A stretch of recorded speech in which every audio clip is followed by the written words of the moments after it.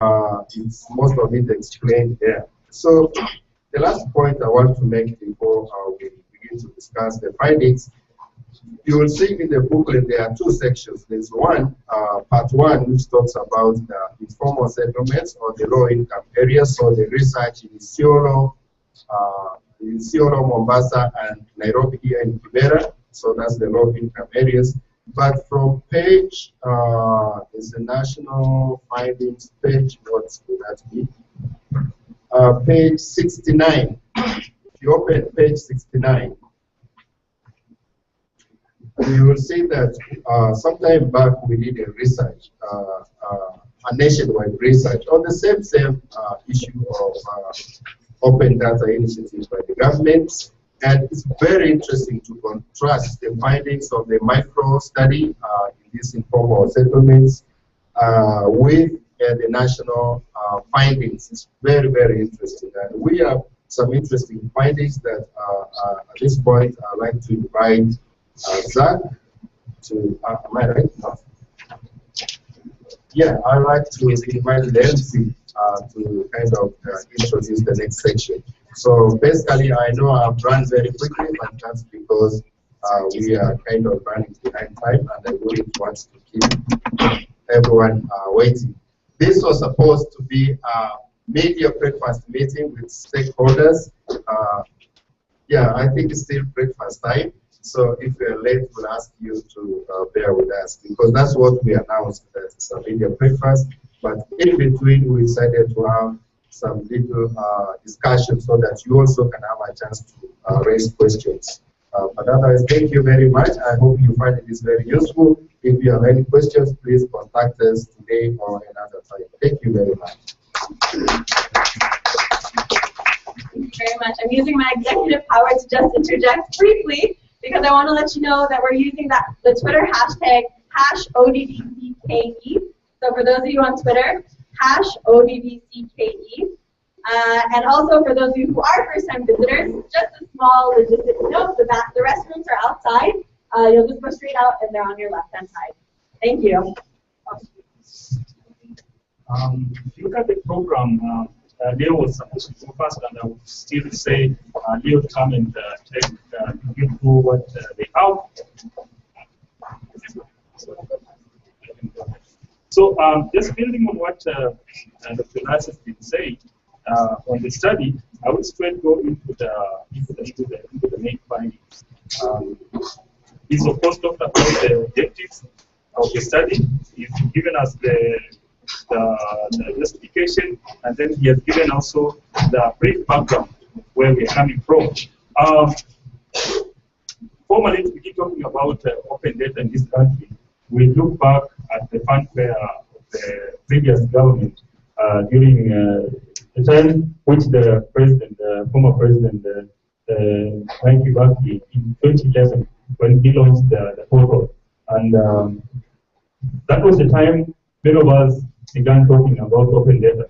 But the issue of open data goes back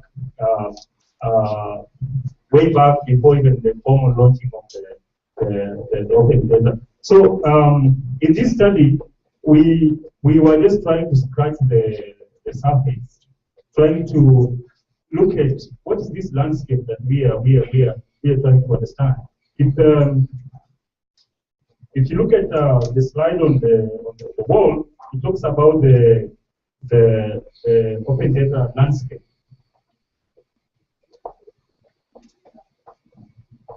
There are about 4 categories of people that we encountered when we were doing this study, and this came through the findings that we were trying to analyze, asking ourselves, who are these categories of people who use data from open government sources? We call open government sources because there are so many places where people go to look for information, and it's not only the portal. Portal is just one of them. And in the first category, these are kind of people who actually are not aware that there is government information in any form, anywhere. And perhaps they have an attitude that they don't care about whether the information is there or not. The second category of people are people actually who know, but they don't even take initiative, or maybe they don't want to to bother themselves. And then the third, there are people who know about these government open sources they use, but they are not sure whether it comes from the government open sources or not. The fourth, and which is more interesting, especially for people who are talking about open data, there are people who know that they are using information from government open portal and they know about it. They can cite, they can tell you, I went to the government portal to get the national census statistics of 2009. So this gives us the landscape. Now, how did we arrive at some of the sources?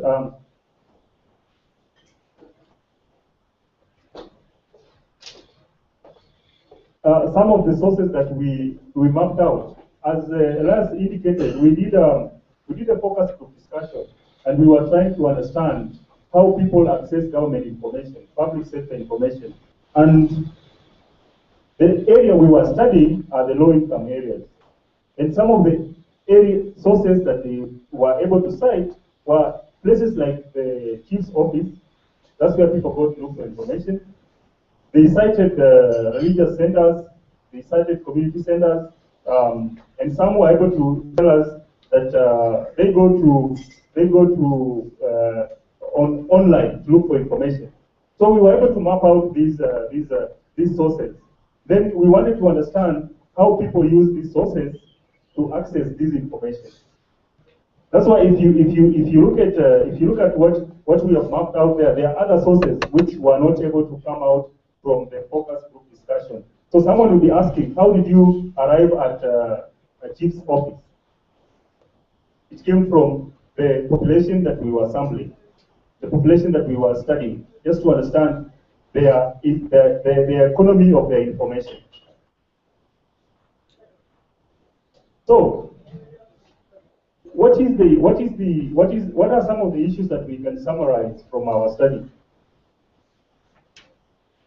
One of the things that emerged from the study we have is that there's a mismatch. When you ask people whether they know about open data or they know about government information, they will not clearly tell you.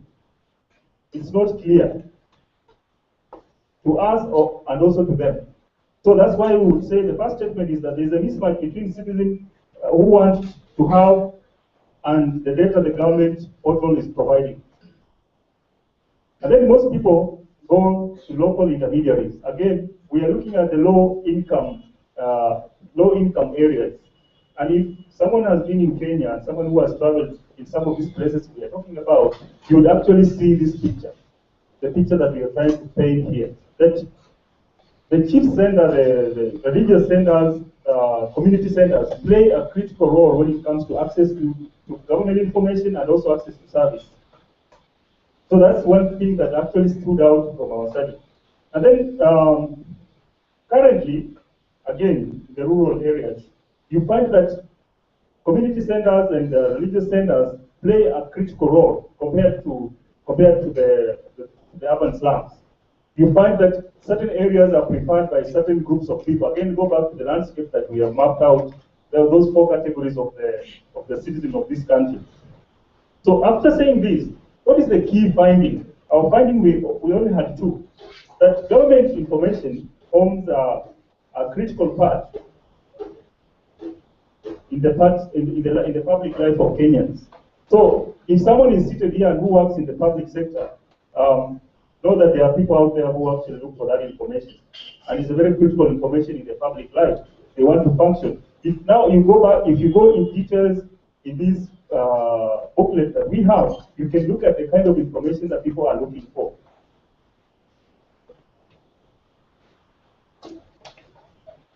And of course, you can see the presentation of the two areas.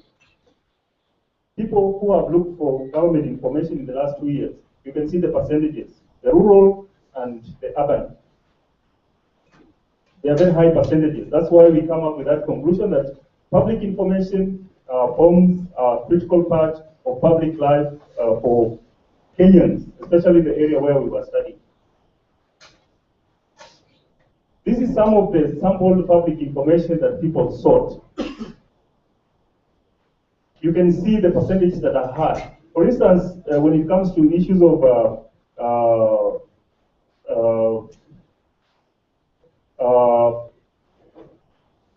for instance, KCP, these are some of the areas that we narrowed in.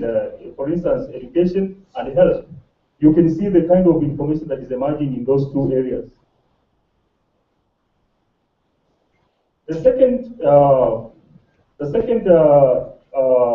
major finding in our study is that the traditional intermediaries, especially the local chiefs, play a key role in access to government information and services. And we were informally discussing in our office, and we have our office somewhere here. If you walk in all these areas of Kilimani, you won't find a chief's office. But if you go down to Kibera, there are several of them. That tells you about access to government services. And that's why this kind of finding comes out from our study. And then look at where people seek information again in those two scenarios, urban and the rural. You see the chief's office emerge as a key source for people in urban slums. And then when you look at the rural, community centers and religious centers emerge as a very key area where people seek government information. Therefore, when we did not go to assess the capacities of these centers, we didn't evaluate, we didn't audit the centers. But we say that if we were to understand and if we were to optimize the chief center in public service delivery, then the question of capacity comes up.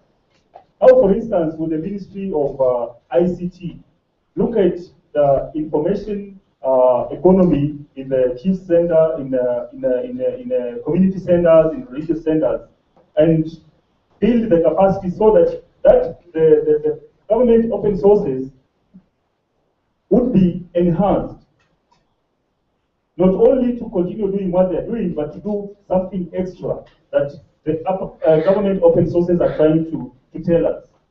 That was one of the things that we tried to bring forward. Thank you.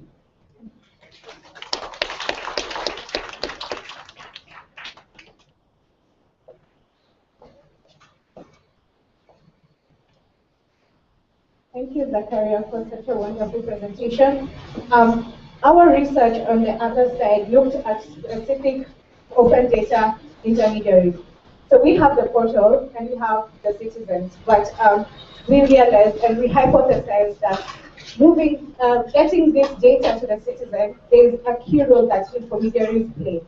And so our studies really complement each other because of the different focuses, but at the same time trying to understand what impacts access to information in this different manner can be obtained from using open data. So my name is Leo. I started without introducing myself, and I was the lead researcher for the case study from the iHub. And so I worked closely with Mentor Red and Zachariah to just shape up our findings. The format of this presentation, if you notice, will just be presenting findings, and then as we move on to the panel sessions, then we'll debate these different findings. So I have really intended to understand the long-term impact of these open data intermediaries. The government launched the portal in 2011, about 3 years ago.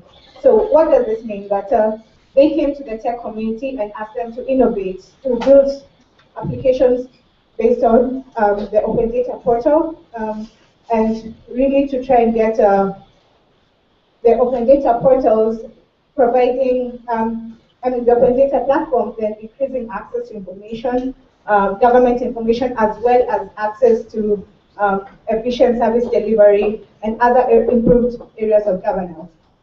So, but we realized that it's difficult to deploy applications without understanding whether these applications have been useful in the instances in which they've been deployed. A year after the local government initiative was set up, we had a great initiative called Code for Kenya, whereby developers and open data experts were embedded in host organizations, in institutions such as media houses and civil society organizations to help them use open data to build new services and to serve their audiences better. So looking at these two case studies that are building on the main open data platform, what are objectives? We wanted to understand what's the awareness of these platforms. As my colleague Angela mentioned earlier, it's one thing to have great platforms with awesome design, but if no one is aware of them and no one is using them, then how do we realize these impacts? The second objective was to understand, once these platforms are deployed, what are these effective strategies that have been used to increase usage of open data applications? And finally, and we realized that this was going to be difficult to assess, was the actual impact to citizens, especially around improving governance issues. So what we call governance, access to information, accountability, transparency, and efficient service delivery. So our methodology was four-pronged in a way. We tried to use a mix of qualitative and quantitative methods so that we get a holistic view of the state of open data and the usage of these platforms. So our first method was just doing literature review on context. In what context does open data exist in Kenya and in Africa? We did a baseline survey to gauge the awareness of different potential users of the open data platform.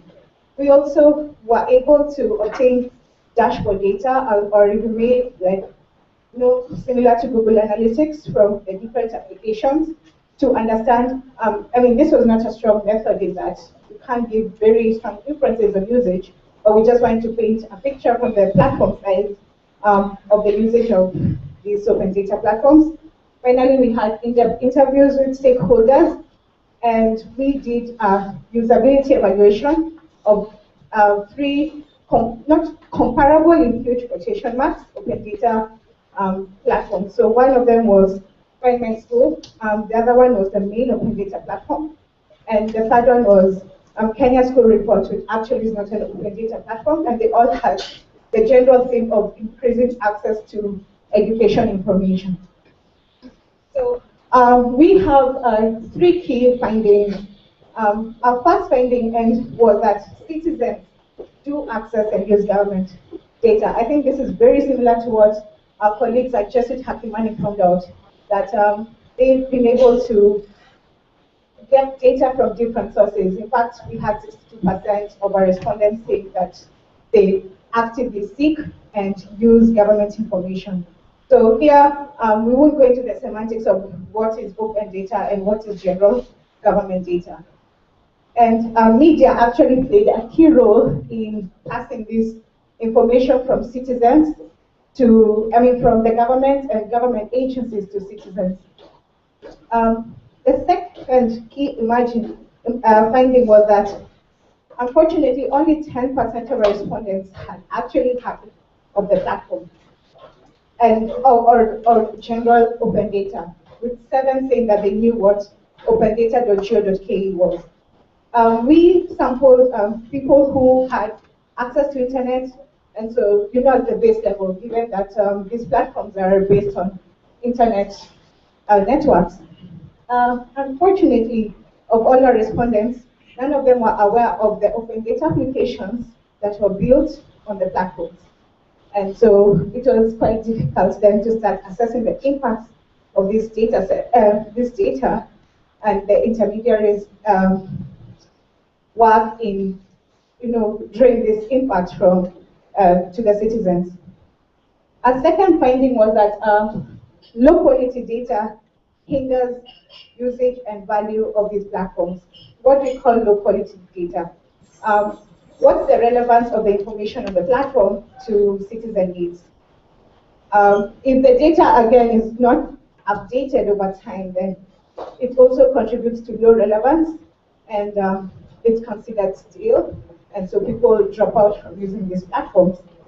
And finally, for the developers building on the open data platform, many mentioned that they struggled with getting readily structured data just to plug into the applications and had to spend a considerable amount of time cleaning and setting up this data. And I think our colleagues from Code for Kenya and Code for Africa can actually testify to how long it took them just to convert data into usable formats for the applications.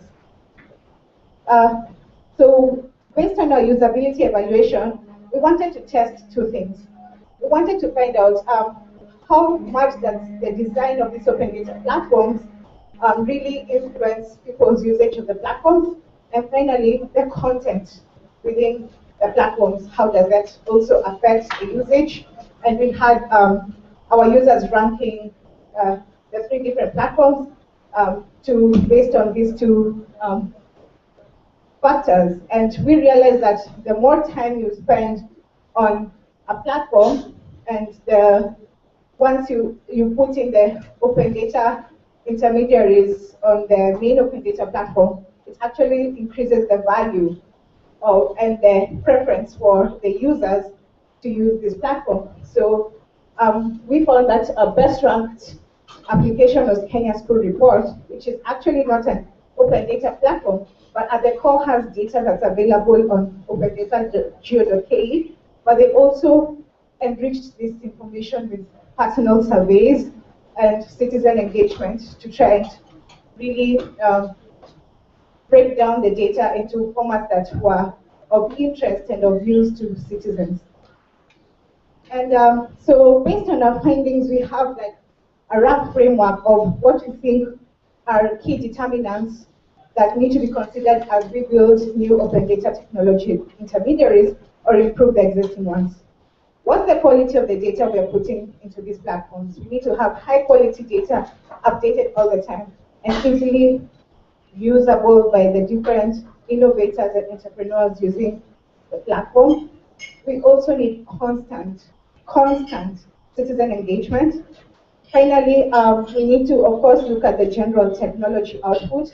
You don't want to have such a fancy web application when your end users are actually on basic phones. So just doing the market assessment of who you want to be using your platform. And finally, the content is king. How have you changed this data into usable content that citizens would want to engage and reuse as they participate in public life? So the outliers here are macro environments that you may have the best platforms, the best technologies, but if the political context is, or the political will is not there, if the legal frameworks are not in place, if the social and cultural elements of the users are not taken into consideration, then you may end up still not achieving the state of awareness and utilization of your platforms. Thank you.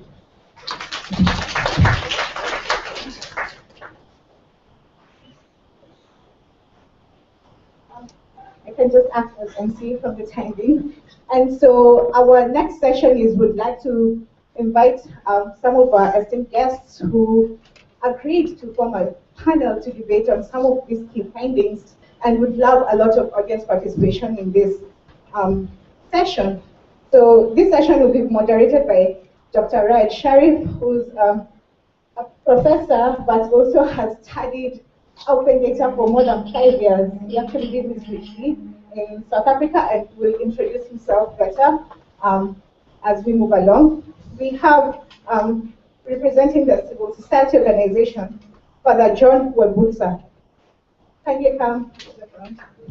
We also have representing media, Eva. I always find it difficult to pronounce your second name. Constanteros. And then from Open Institute, and this will be representing the technology stakeholders, is Mushiri Nyaga. From Ushahidi, we'll have Daudi Barrett. From Code for Africa, we'll have David Ramayan. I saw them earlier. I wonder where they're. Yeah. And from representing our government in the sense we are looking at the devolved state of government, county governments, we'll have His Excellency Mohammed Gullier of Prof. Isiolo, Deputy Governor of Isiolo. And finally, representing the national government at the Kenyan Open Data Initiative will be Ms. Kaburo Kobia from the ICT Authority. So without much ado, I think we'll... As long as it works for me. Let me guess.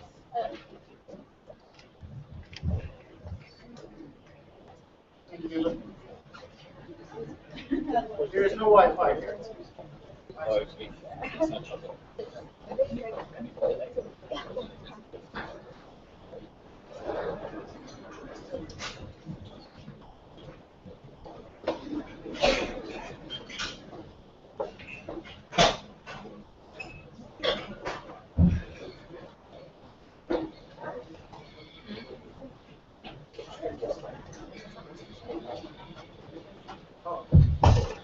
Thank you very much, David. Thank you, Denise.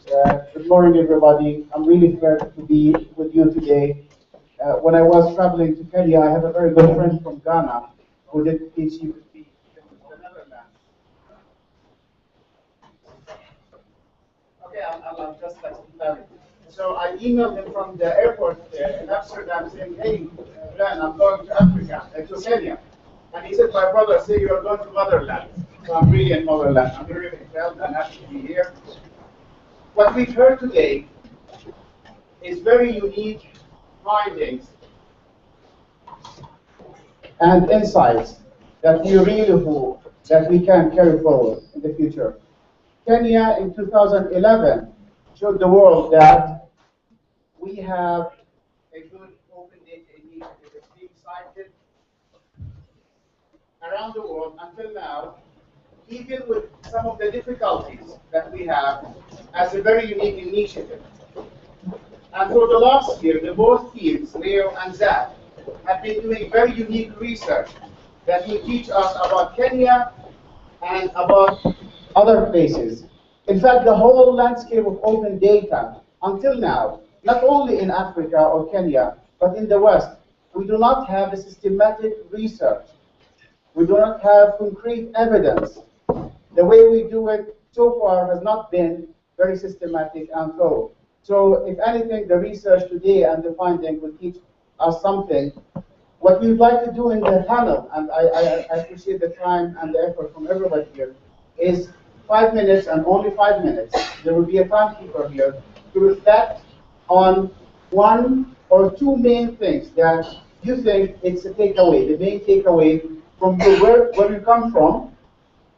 And if you conclude your remarks by the future, where do you see things going forward? 5 minutes each, then we will have questions. I really encourage you to start writing down your questions, your thoughts. If there is any value, the biggest value of this debate will be your feedback. Then we will conclude with some remarks. So please keep this in mind. Without further ado, I would like to start our first panelist to address us, and this would be Father John to reflect on this, please. Whatever you wish. Good morning to you all. I am Father John Robota. I am a Congolese missionary. I stay in Korogocho. Korogocho is one of the slums, major slums here in Nairobi. And also, I am part of a network called the Kutoka Network, the network of slums, mostly in Nairobi and few Mombasa and also in the western part of Kenya. And talking about access to information in the urban informal areas, generally speaking, most of them don't have proper information, proper government data, because it is difficult to access the places where they can go as to bodies, either cheese camps or the religious areas or public social areas. So the information access is very, very low and very poor. And for this reason also, as a community and society, they make mistakes in trying to own their own development process. They make mistakes in understanding their own government. They make mistakes in understanding the political move. Because also another thing in terms of information given to them sometimes is, I can say, doctored. Because most of these people are used by others. They do a lot of work, they work for people, but then they do not earn a living that they deserve. So they are there to be used, and if they're there to be used, they must not have access to some information. They're being exploited, so they should not have access to some clear information. So you realize most data is hidden from them. It's hidden from them on purpose. Because once they come to know, they will react. People who fear their reaction, they will react. So even government information that involves them is hidden. For example, slum upgrading program information, or housing program information, or even environmental program information. Like we have the Pandora dam site, the next to Korogoti.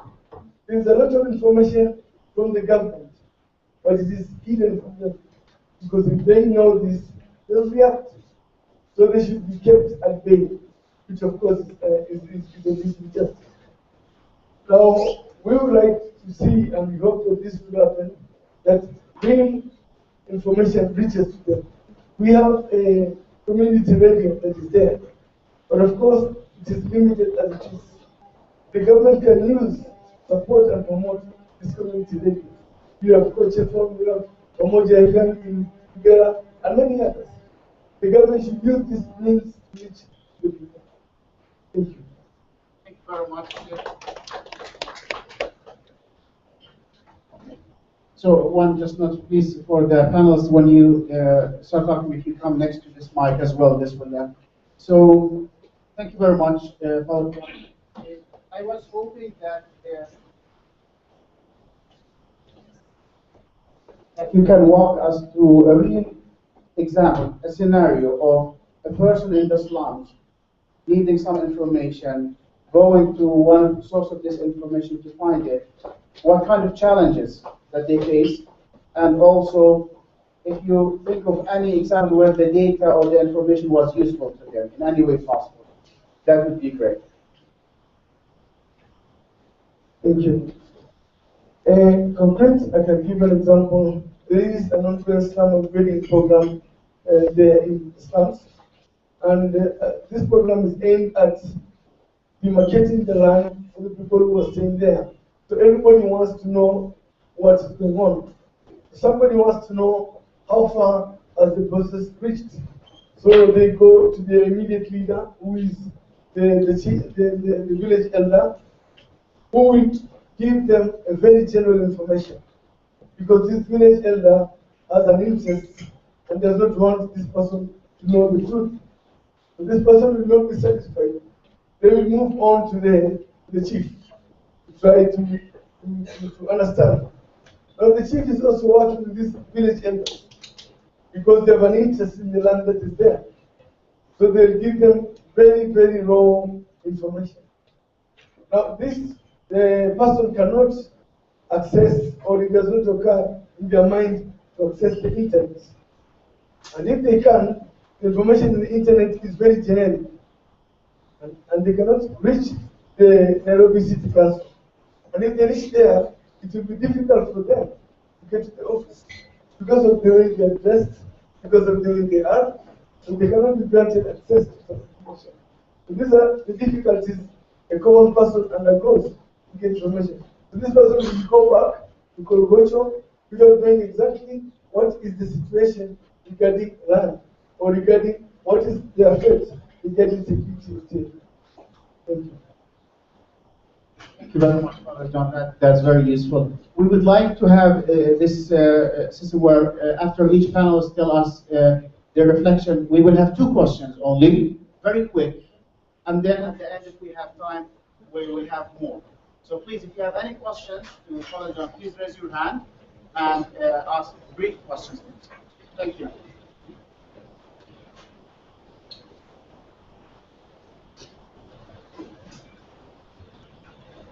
Yes, please. There's two. You can go first, and then.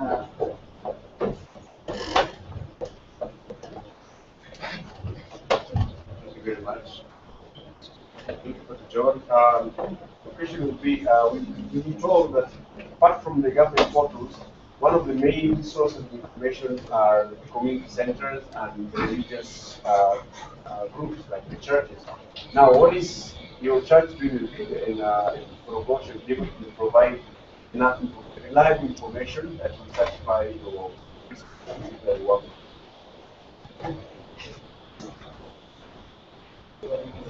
Yeah, answer her directly.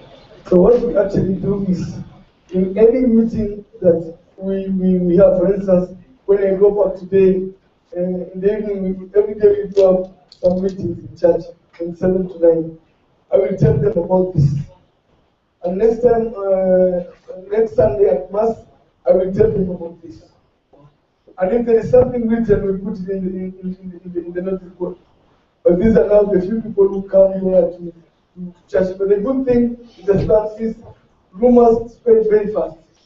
So if it's something in the churches, then when they go out within a few hours, everybody knows what was said in church, whether they are Catholic or not. That's what we do. Okay, we have another question. Please. My name is Patrick Muro, producer of the My question is related to the chief. In perspective to what Zakaria presented about the chief being important for communication. Historically, the chief has been a mediator of operations against people. So if the finding says that we need to empower the chief, to what extent does that change the scenario you're giving for Russia, where the chief is not a source of information, but against people? Are we almost going back where we are coming from by saying we need the chief, give the people information? Because that's the same thing that experience is general. The chief does not give you the information. He just gives a scenario that presents that everything is okay. But because the public, we don't have the information. So in your own perspective, we need the chief, or is it that we have to be radical enough to say that we need an alternative? I think we have to be very good enough to say we don't need the chief. Because in all these years that we see, the chief or the chiefs working there have really done us a lot of injustice in terms of information. So the chief can only maybe tell you or can only be aware that you're around looking and giving information. But the chief, we should just put them aside. Let's look for an alternative so that the people can really get the services. Thank you very much, John. Thank you for the questions. That was very useful. I would like just to raise one point that we would like to discuss when we get to the end. Let's keep in mind this role of the traditional intermediaries. We had a question about the church, we had a question about the chief office, and there are others. So please keep this in mind and let's see how this will work out. I would like now to ask Dorothy to reflect. Eva.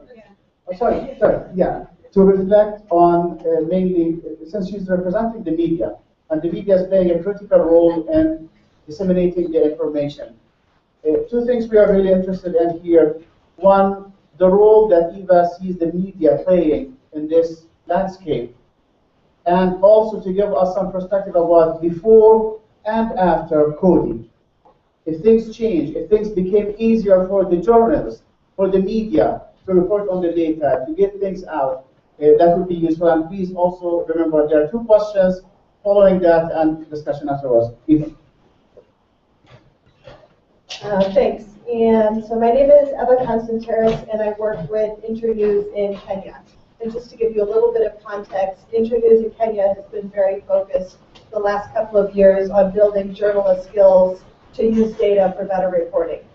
And what I mean by that is, how do we improve the media's watchdog role using data so that they can do better investigative reporting and highlight important development issues in Kenya?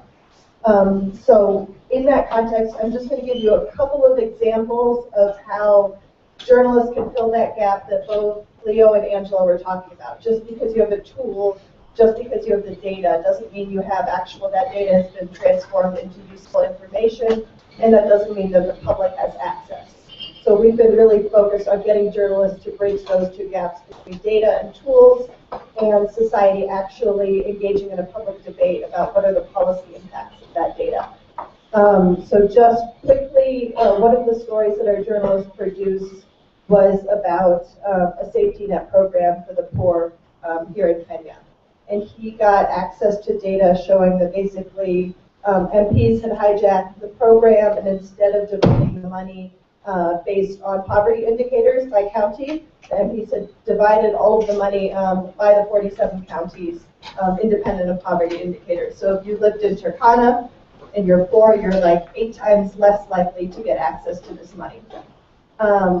This had a pretty big public policy impact because journalists told the story. So they told the story, not just a dry data story, but they told a human story about people who were starving because MPs had hijacked the safety net program. So while the government knew this, they had this information, this wasn't getting to the people, and the government wasn't acting even though they knew there was misspending. So it took, this program led the news story on NTV.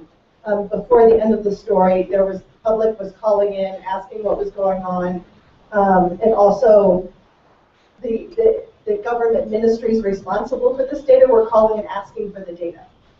So they weren't even aware of the data that they had themselves. And then we got calls from donors saying, so the World Bank funds the safety net program, and they said, wait a minute, we gave that money out based on this poverty indicator scheme that was developed, and we had no idea that it was changed to divide the money evenly among counties.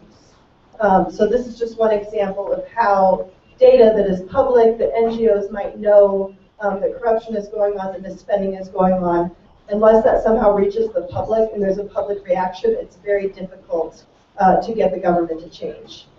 And something very similar happened with the issue of drought in Turkana. One of our journalists did a study basically proving that all the money that's right now given to emergency humanitarian food aid was invested in food security, so you could basically fix the issue of hunger in Turkana. And again, this data was cobbled from a couple of different sources that really spawned public outrage, and right now there was a draft drought reduction strategy that had been stuck in Parliament for a long time and wasn't advancing, and now those issues are coming back up in public debate as people realize that they can engage in public policy debate and say, we need to push these things forward, and just greater awareness of using data of government misspending and why Kenya isn't reaching its development goals. So to go a little bit into how Cody started off this process, it was basically the catalyst for doing data journalism in Kenya. Kenya is the leader in the area of data journalism. But unfortunately, most of the stories that have been produced in the Kenyan media using data did not come from Cody. We had the same findings that I have found, that the data there, it wasn't clean enough, it wasn't complete enough, it wasn't timely enough. That Cody has really been an opportunity for journalists to leverage Kenya's open data policy when they do go to ministers and ask for data. They can say, look, Kenya has signed on to an open data initiative. You can't act as if it's proprietary data anymore. So even just the existence of Cody and the existence of an open data commitment has made it much easier for journalists and NGOs to go and insist on making that data public. And finally, I just wanted to, since we have all these great people in the room, I just wanted to talk a little bit about the data community in Kenya, because I think we realized, the nation is not going to open a data desk. It's not going to have a full staff data journalism team with statisticians and developers. We don't have data.gov, and I think increasingly it's becoming more important to us to realize that we do need to grow a consolidated data community in Kenya. Already we're doing that a little bit. We're looking with the Open Institute to contribute the data we have to do more powerful storytelling with them. We use the research that groups like iHub are producing to make sure we're designing apps and stories and tools that are actually going to have an impact. And we're also working with NGOs and academics that are collecting all this great data. Like, I think of the open data movement has meant that a lot of NGOs and think tanks are collecting data and then they sit in PDFs that nobody ever uses. So if we can form partnerships with media, with tech groups, and with these think tanks and NGOs to make that data more available and more accessible, we get a lot more bang for our buck. We get public outreach, the data gets disseminated, and that creates more of the demand for open data. So right now, we're kind of creating a parallel database to Cody. Like, each NGO has its data, we publish the data we have, but there's no consolidated place for that data. And I think if we all work closer together, we can ensure that the data actually meets the public citizens' interest, addresses those issues, and then we also have the database, the tools, and then the public outreach through community media, through TV and radio to make sure that information gets to the people. We encourage a public policy debate, and that can only push the open data movement forward.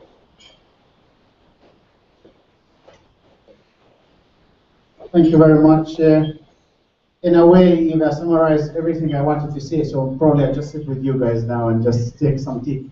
No, that was really great. The two examples that Eva told us are clear evidence that when the public knows, the public reacts.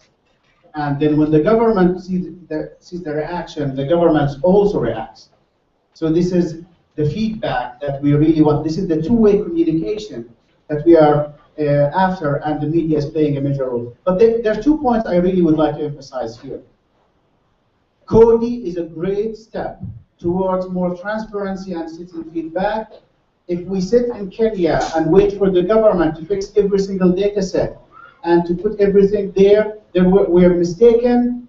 Everybody in this room, every stakeholder in this country is part of this initiative, and this is where we get to the quality data. When a student at the University of Nairobi, group of them sit down and they say, you know what, our project for this semester is this data set, we will clean it, we will package it in a way, organize it, then we'll put it in the public so every student knows the timing of the buses running to come and to go from the school. This is open data, and the government will be very happy. So this is one point. The second point that Eva helped us to see, and we will see it at the end of this event, the landscape of open data, or the initiative, includes everybody, as I said. She talked about our role. The previous speaker talked about the intermediate, the traditional ones. We talked about the technology. So I really would like you to start seeing the picture in terms of the overall picture of open data. Who's inside and who should do what in this role? We have 2 questions, quick ones for Eva. We have one here and one here. Thank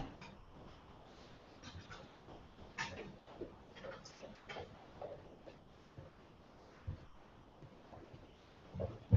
Good morning. My name is Irene from Kenya Markets Trust.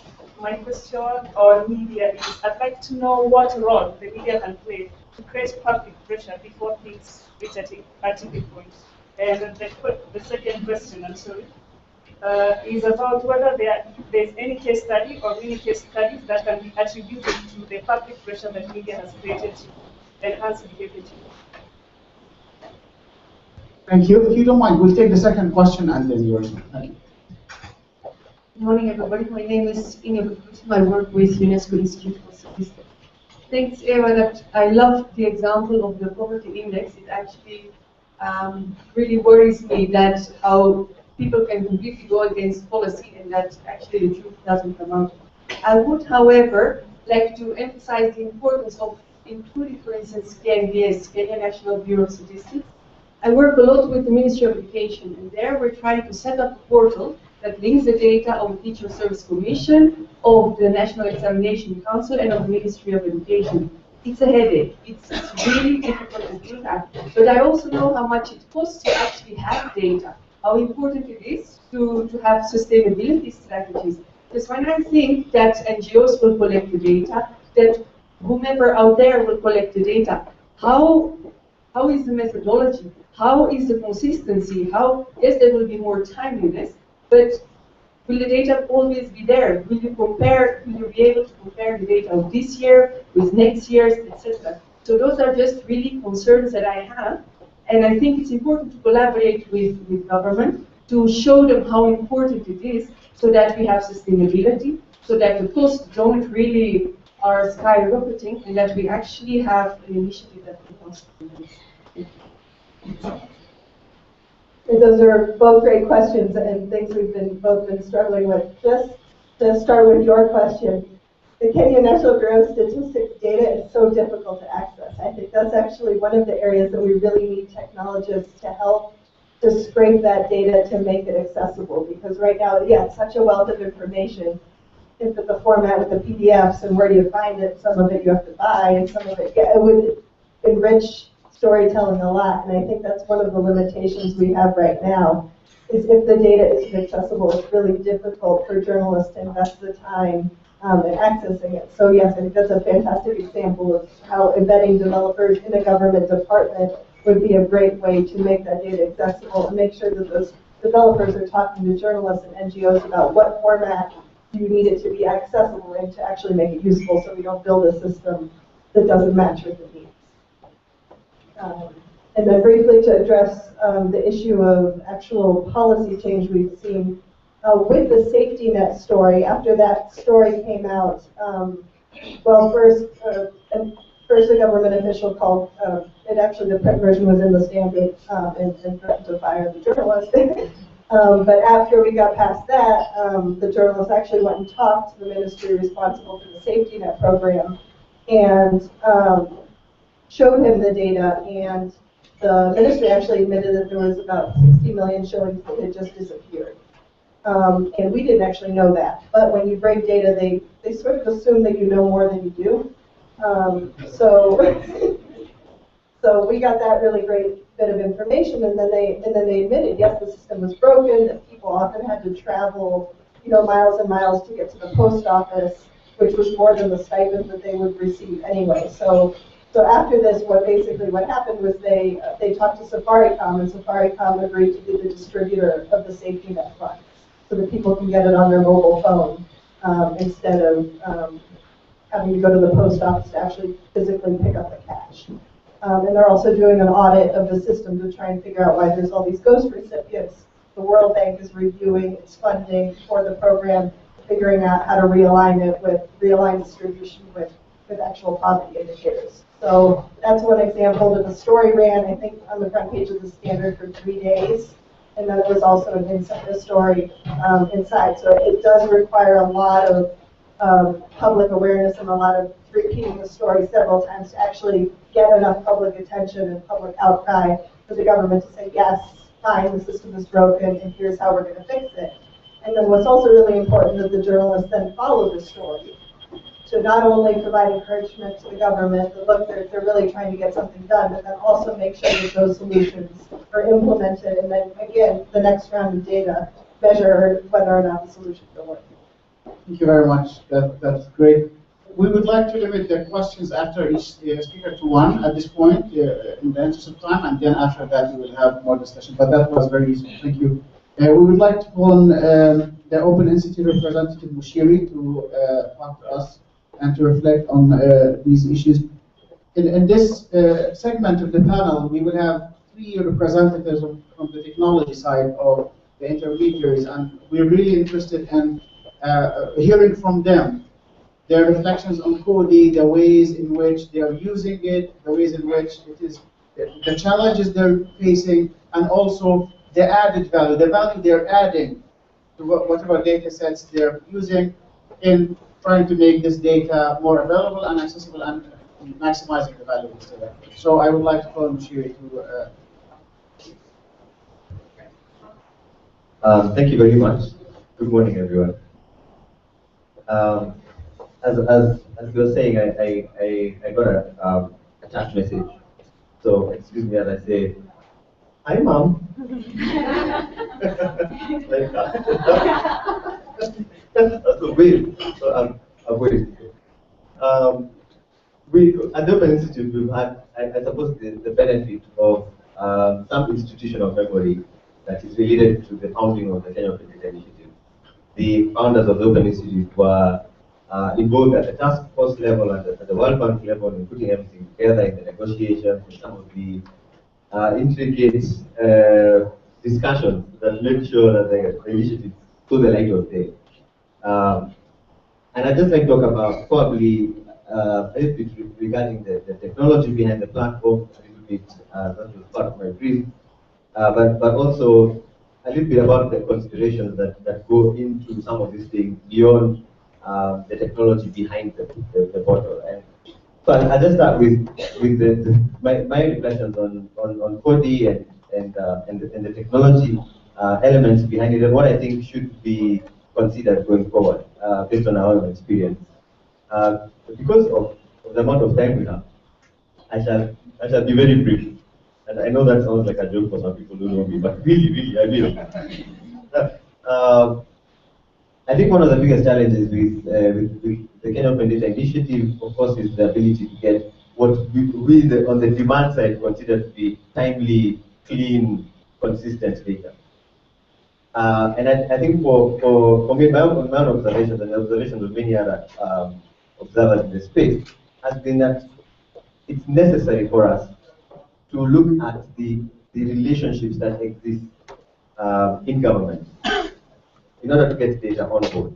And I think one of the biggest needs, one of the biggest areas that we have to consistently look at is what in it. You could spell your name for me later, thank you. She talked about the Kenya National Bureau of Statistics. And the National Statistics Office in any country is the primary source for some of the data that we need that is consistently collected in ways that are comparable. And so building the capacity for national statistics offices to collect that data in the way that they can, in the way that we need is important.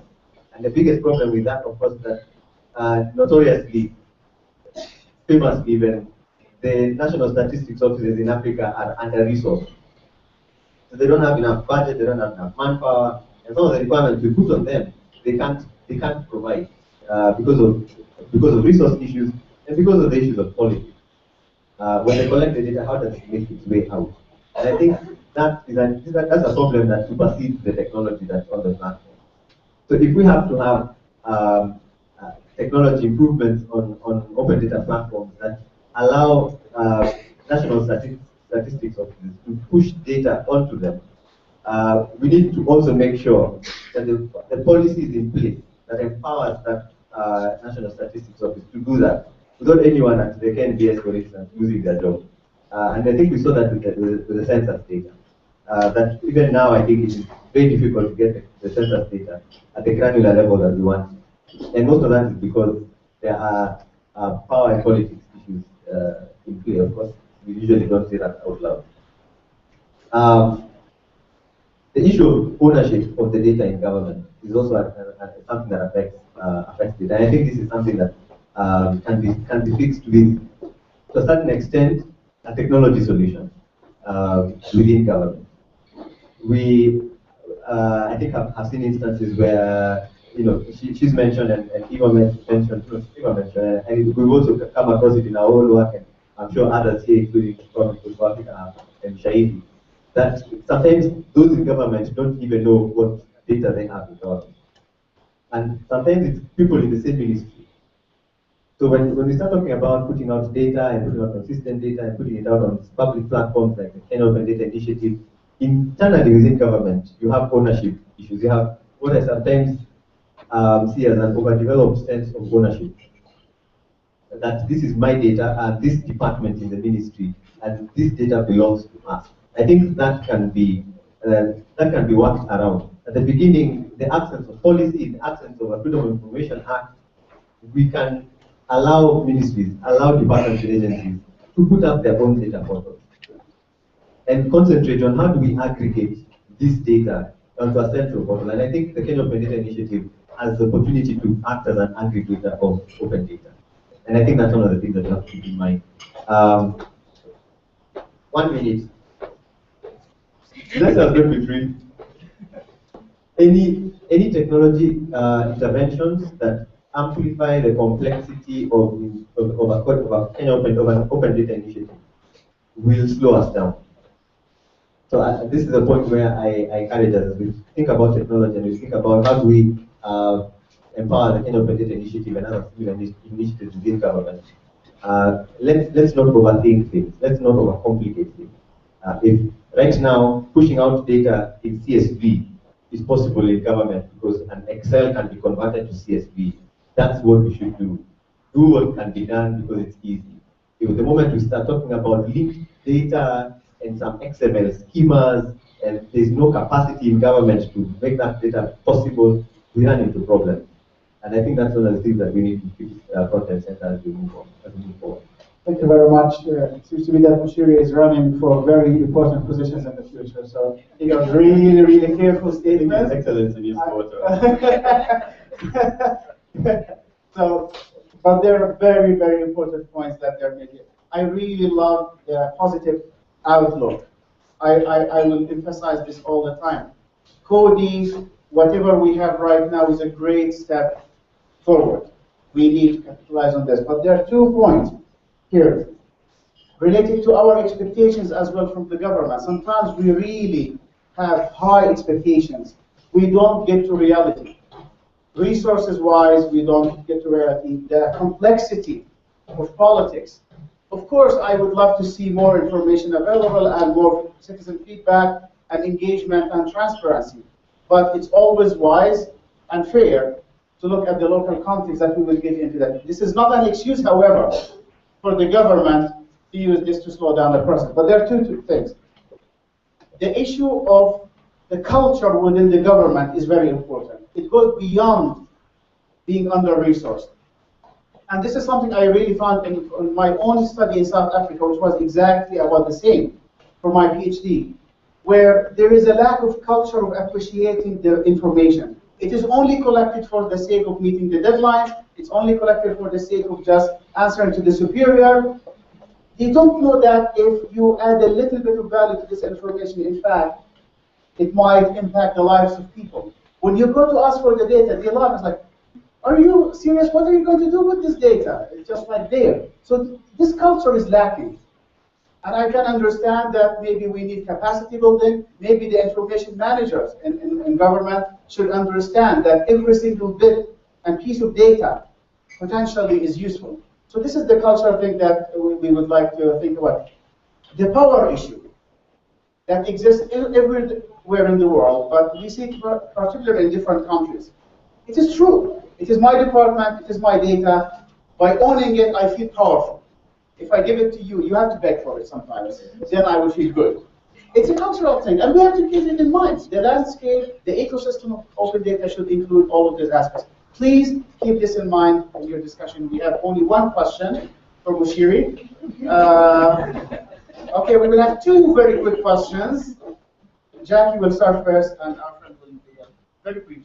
Okay, my question is, do you think relevance would play the kicking item in terms of reducing the power struggle, in terms of holding the information, or pushing forward the public interest? Just the relevance of relevance in whatever you do.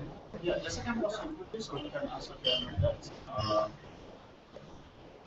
Not really to just Mushiri, but to everyone. Sorry, can you hold it until we finish? I promise I'll give you the first one. All right. All right, so just that one.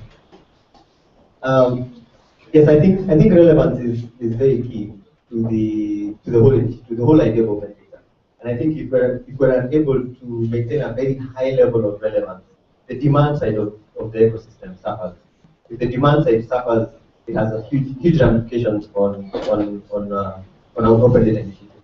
And there are multiple places, including the fact that without demand for data, we don't get data sets that are not proactively published.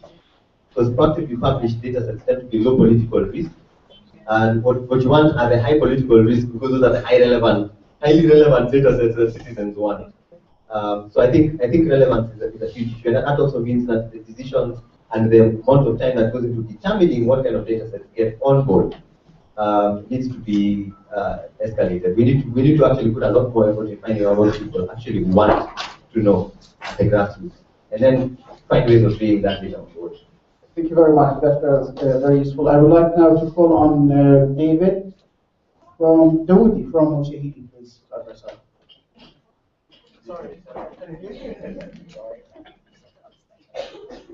Morning. Morning.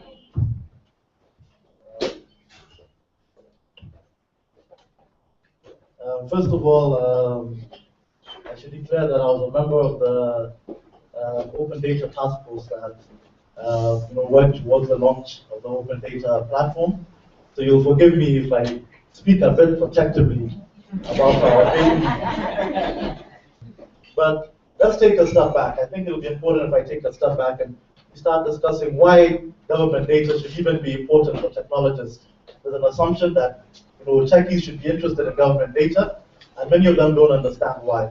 And I think there are four main reasons why technologists, and indeed all of us, should be interested in government data. The first of all, it's the official data. It's the data the government uses to make decisions. If you approach the government with other data, they say, well, our information is different from your information, therefore we're going to keep doing things our way. So it's official data. Second thing, it's comprehensive. When a government does a census, it has to count everybody in the country. It doesn't choose focus groups, it doesn't choose small groups of people, it has to count everyone. So it's comprehensive. Thirdly, it's largely verified. It's been cleaned, it's gone through a process. That's one of the reasons it takes so long for it to come out. So again, that's another reason why it's important.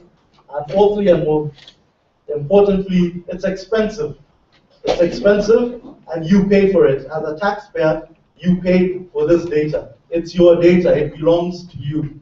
So, you will hear a lot of things about having to pay for government data. As Shahidi, from perhaps one of the more unconventional organizations here, we believe that government data is our data, it belongs to us. And if something that is so expensive that you paid a lot of money and belongs to you, then you start to get interested in it. What do you need to do with it? So one key problem is that we keep using the words data and knowledge interchangeably. We talk about data as knowledge and knowledge as data. When we know for sure data is not knowledge, and perhaps data is not even information. Knowledge is what you know, the results of information, education, culture, religion, etc. And the role of this whole ecosystem, this whole open data ecosystem, is to get the data to the point where it informs knowledge. Get data to the point where it informs knowledge. So where the data is accessed, in my opinion, is largely irrelevant, so long as the data is good. One of the statistics we saw today was that only 10% of people have heard of the term open data, and only 7% have heard of the Kenya Open Data Platform. Why is that relevant? If the Daily Nation is publishing that same data, if the chief or the church is giving that same data, why does it matter that a person has never heard the phrase open data, or they've never heard of the open data platform? In fact, it's probably an indication that the open data platform has done its job. If this data is available in so many places that you don't have to go to opendata.go.ke to access that information. An example around that is that we've been trying to build our platform for a long time. That teacher-pupil ratio, the exam ratio. If a parent is choosing a high school for their kid and they're looking on the various education apps that we have in Kenya now, on the teacher-pupil ratio, on the exam results, it doesn't matter that they don't have to go to opendata.go.ke to see that. So Shahidi, we have a famous saying that we keep repeating: the technology is only 10% of the story. In any intervention like this, technology is only 10% of the story.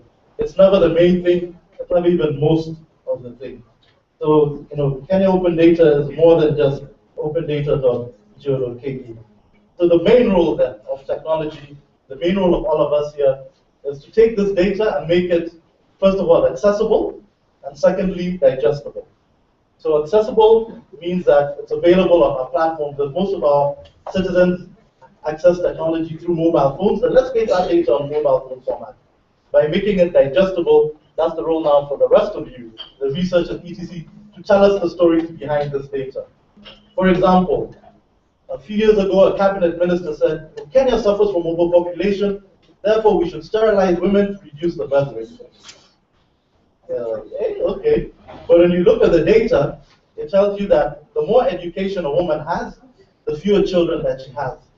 So if you do believe Kenya is overpopulated, if you do believe that we have to lower the birth rate, is the better intervention to sterilize women, or is the better intervention to educate more women?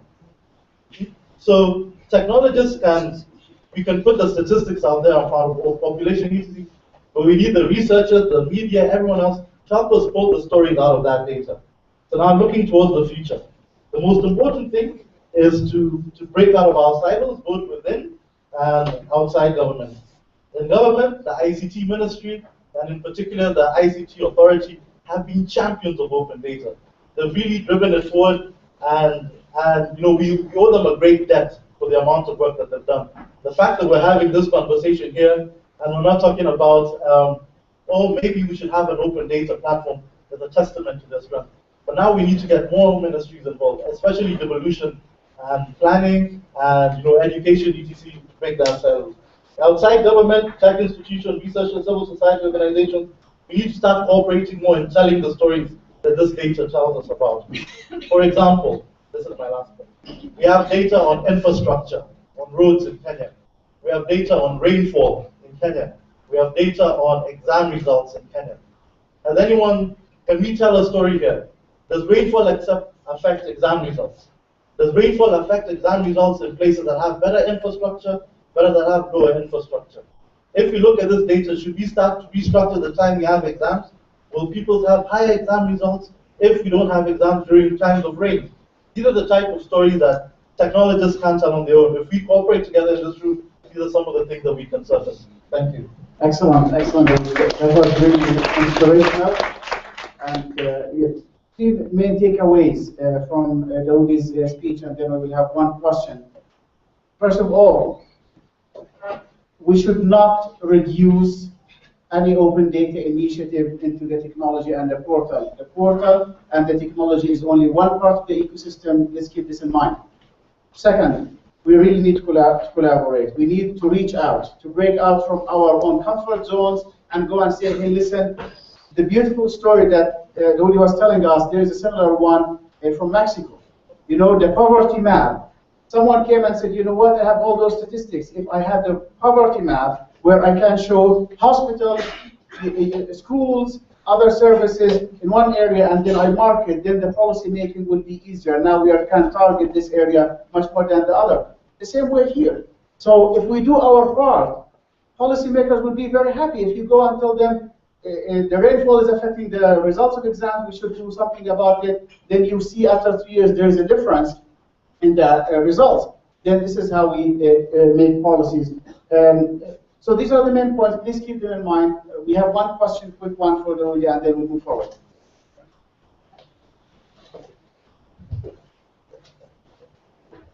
Good morning.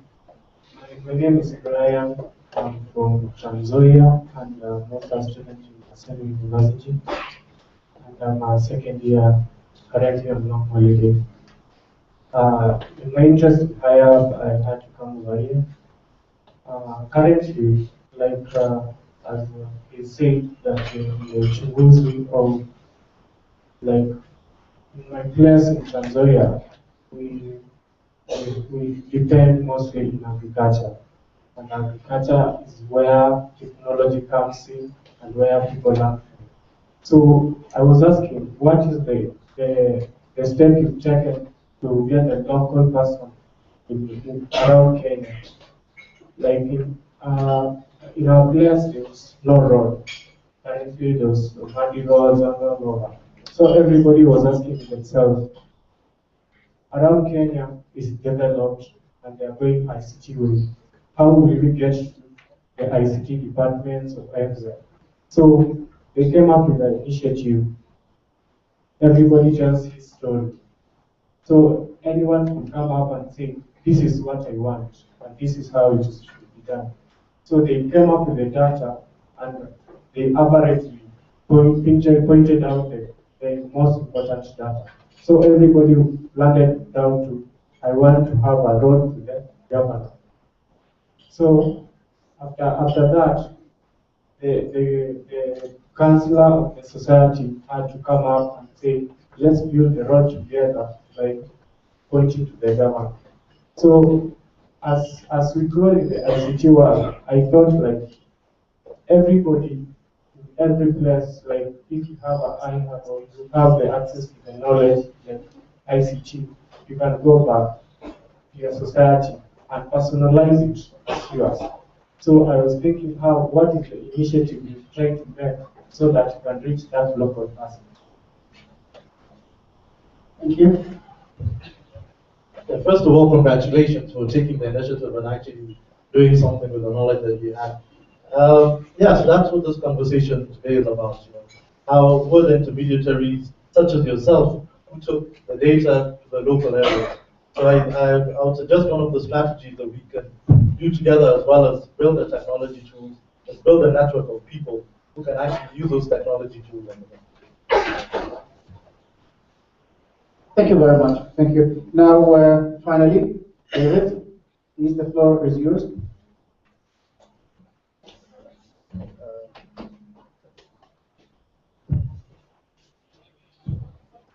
morning.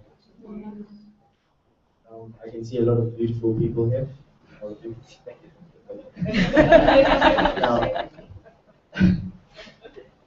Now, I don't want to sound like a broken record because a lot of people here have talked and touched on very interesting stuff that we have come across as well. There are also from the audience as well. We've really come across with real issues that we've come up, or we've been able to come across, or we've solved in some way or we're solving. So my name is David Ramayan. I'm the lead technologist at Code for Africa. And at Code for Africa, we take open data and open government with a passion. We try and build the technologies and we merge the innovations with media so as to close the feedback loop. We also go into government and try and help them come up with this data in an interesting and new way. So I just want to touch on something that I came across in Rwanda. There was an AFDB director, and AFDB is the African Development Bank. They had released data on their platform. And what he said is, he thought that when they would release this data and create this big open data platform for Africa, that people would come, people would use this data, people would start to interact with it and be able to create meaningful stories or meaningful apps or meaningful things or just effect new ways of citizen democracy. And he was shocked to find that no one was using it. And he said that this is a challenge for them every day. Now, this is the African Development Bank. They have a lot of resources. They built this platform that has thousands of data sets, and it's not going anywhere. And a lady stood up as well, and she said, well, how does it help somebody in the rural area? How does open data help to effect change, or help to effect change or help to solve some of the problems in the rural area? Right? Somebody who's illiterate, somebody who doesn't have too much in terms of resources or clean water, how does it help them? And somebody stood up and said, well, I think that data jobs online that they can get, and it helps solve employment. I'm like, no, they're illiterate. They don't know how to use computers. How does that solve the problem? And then I thought, what if you give it to the power? What if you give this power to people who can make that difference? People who can actually shape the democracy we want to see. And that's what open data has done.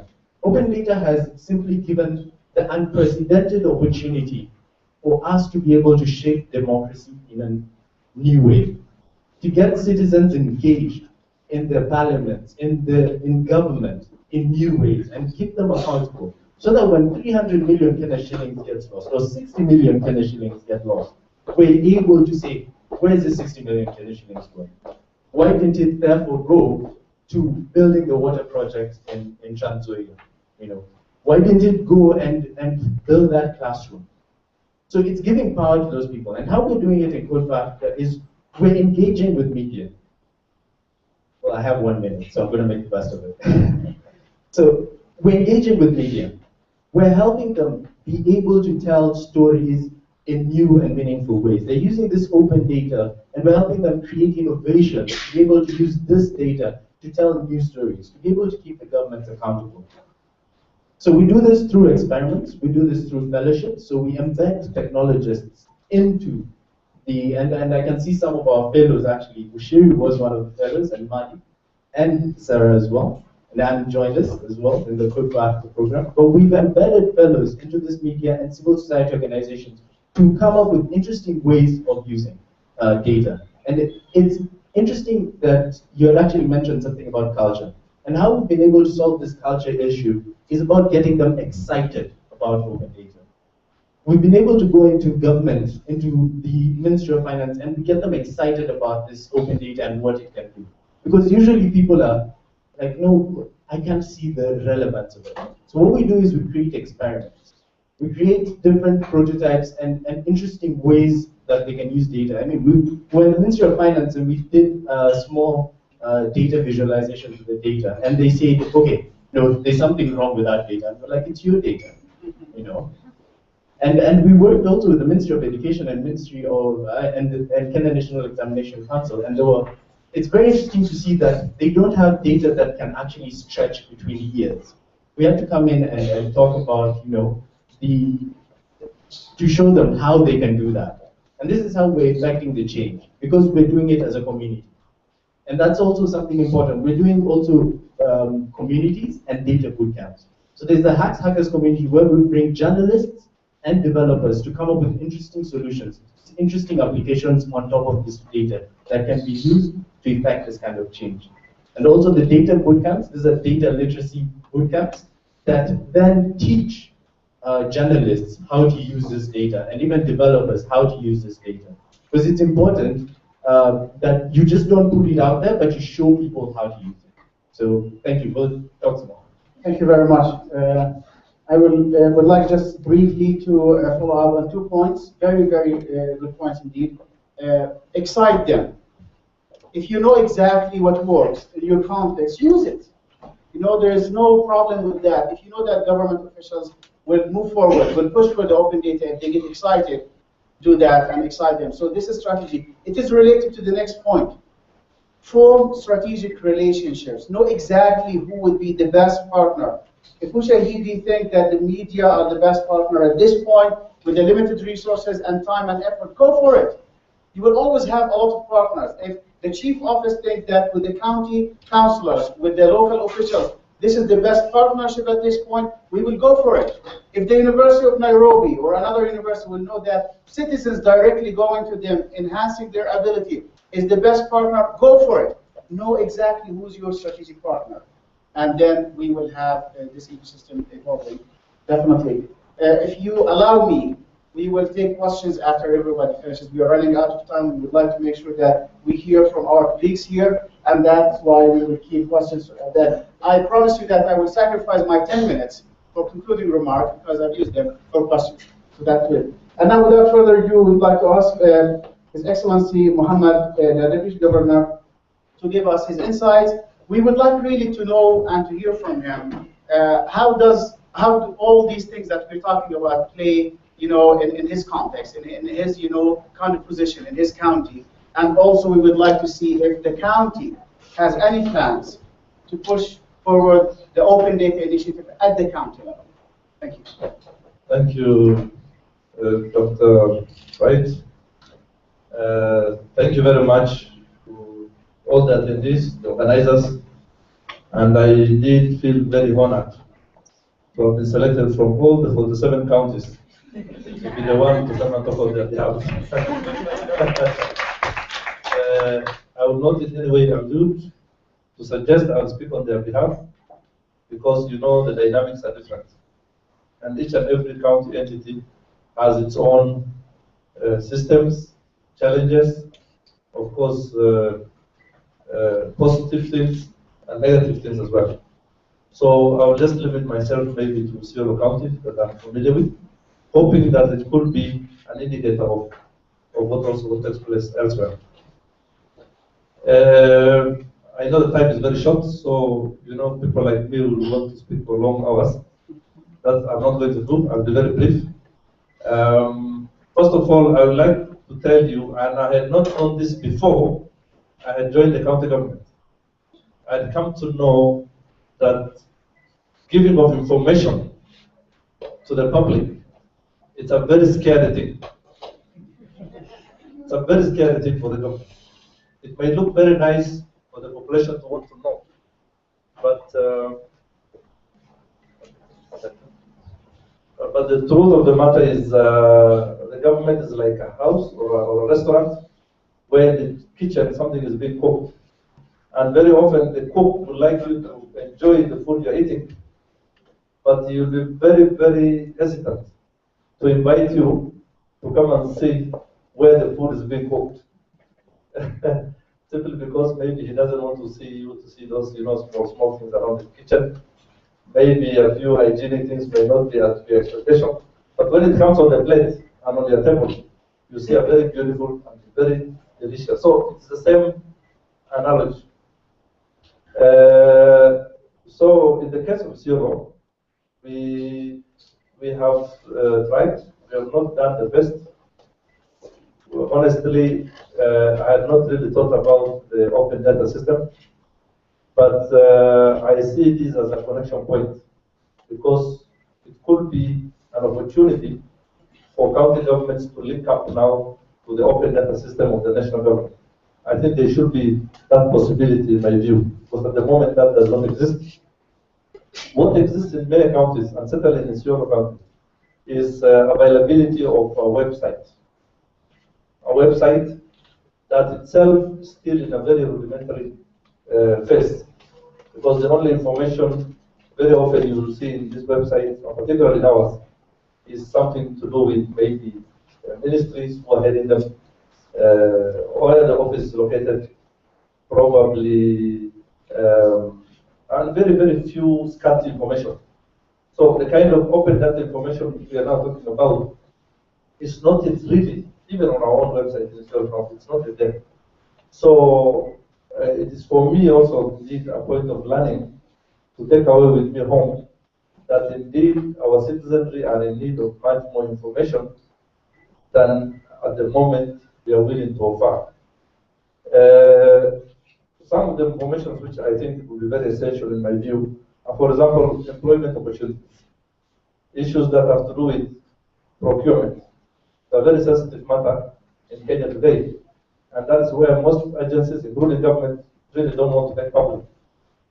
But I think it's also the root cause of most of our problems, because we do not manage the funds given to us by the public for the good of the public very well. So I think the open data system must incorporate also issues of procurement so that it is transparent. You know, we have in Kenya this concept called closed tender. It's called closed tender. It means you hide everything in an envelope, and anything that's hidden is secretive, isn't it? And once something is secretive, you have no monopoly or control over it in public. So it is a privilege to only a few, and the few can use the way they want.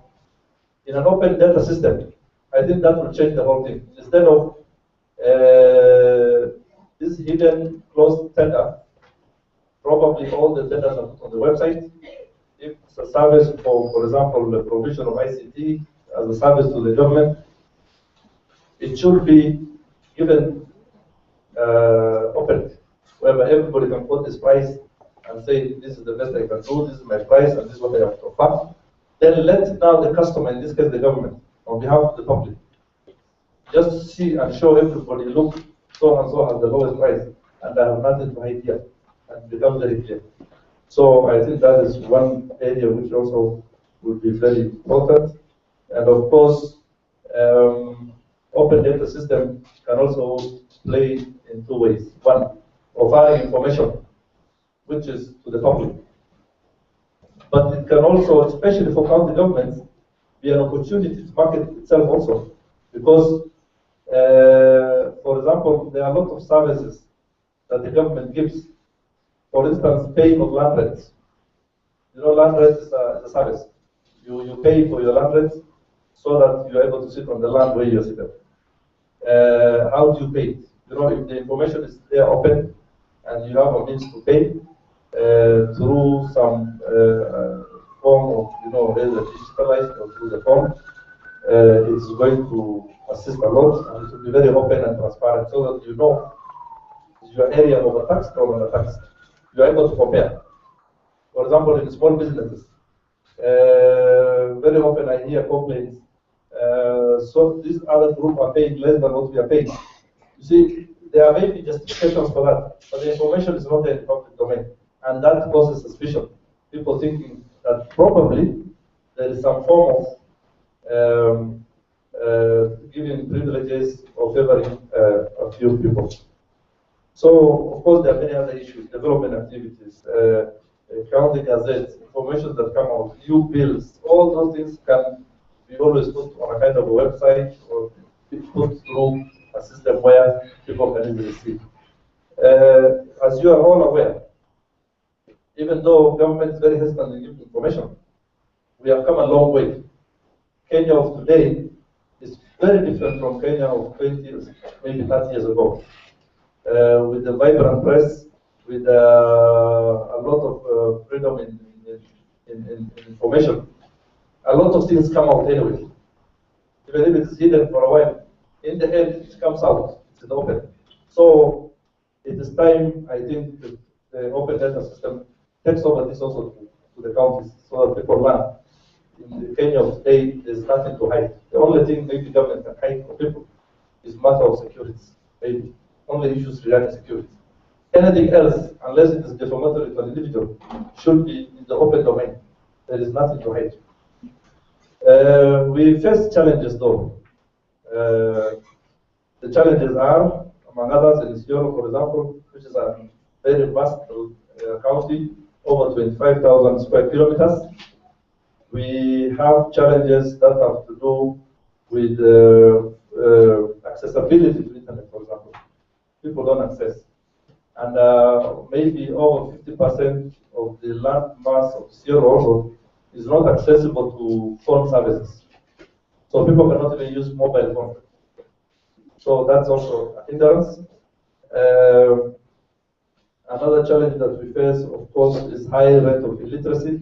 So most of these information, as you can see, has to be given through a written form, in a digital form. So when the level of illiteracy is high, so for the uptake of this information for our people is limited.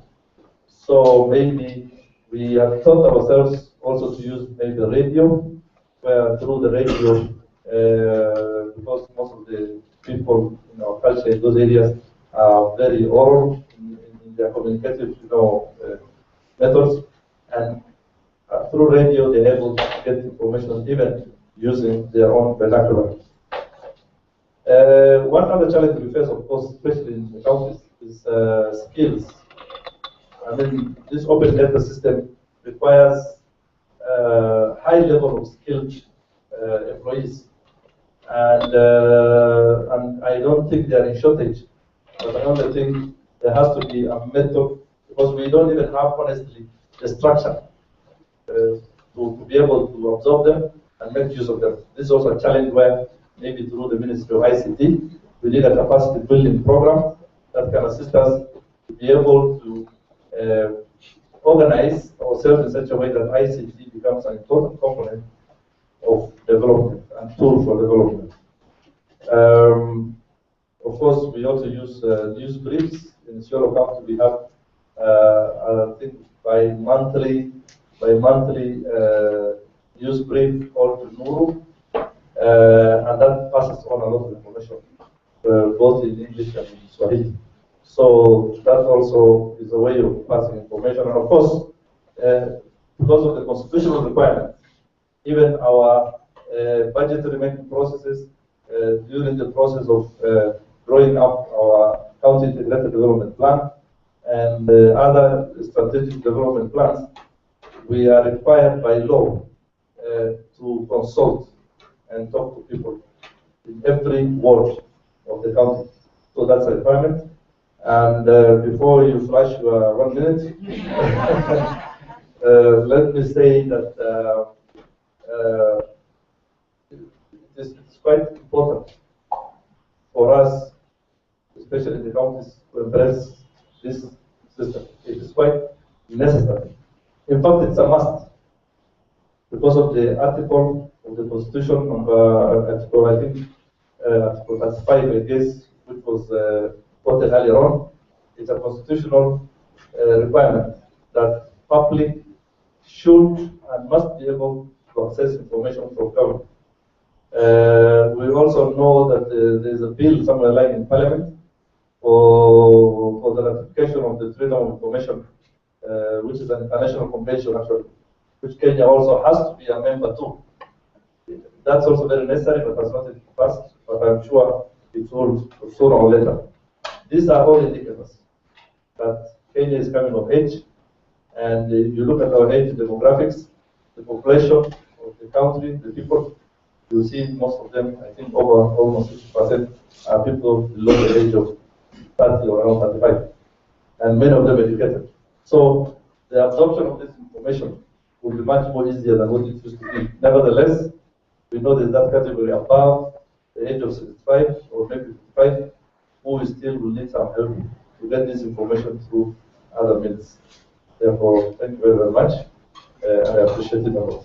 Thank you very much. Thank you, Your Excellency, for assuring us and emphasizing the importance of also taking the concept of open data, the system itself, all the functionalities, and applying them at the county level. In fact, this is, in my opinion, extremely important, given the geography and the political system of Kenya, that we bring those things at the county level. Thanks for assuring us, for elaborating on how important this is. But the second point that I would like to emphasize, and His Excellency made very clear, is that we really need to know what's the best way to get the information to our people. With illiteracy rate, with lack of computer access and internet, if we know that the community radio is a main platform, then be it. We will have to emphasize and capitalize on this. If the chief office, any traditional way. So in a way, His Excellency confirmed some, if not most, of the findings that both the iHub and the center, the Jesuit Center, have found in their research. Thank you so much for that. We will hold the questions, as we said, until the end. And for now, I would like to call on Ms. Kaburu to reflect on all, Mrs. This is what they wrote.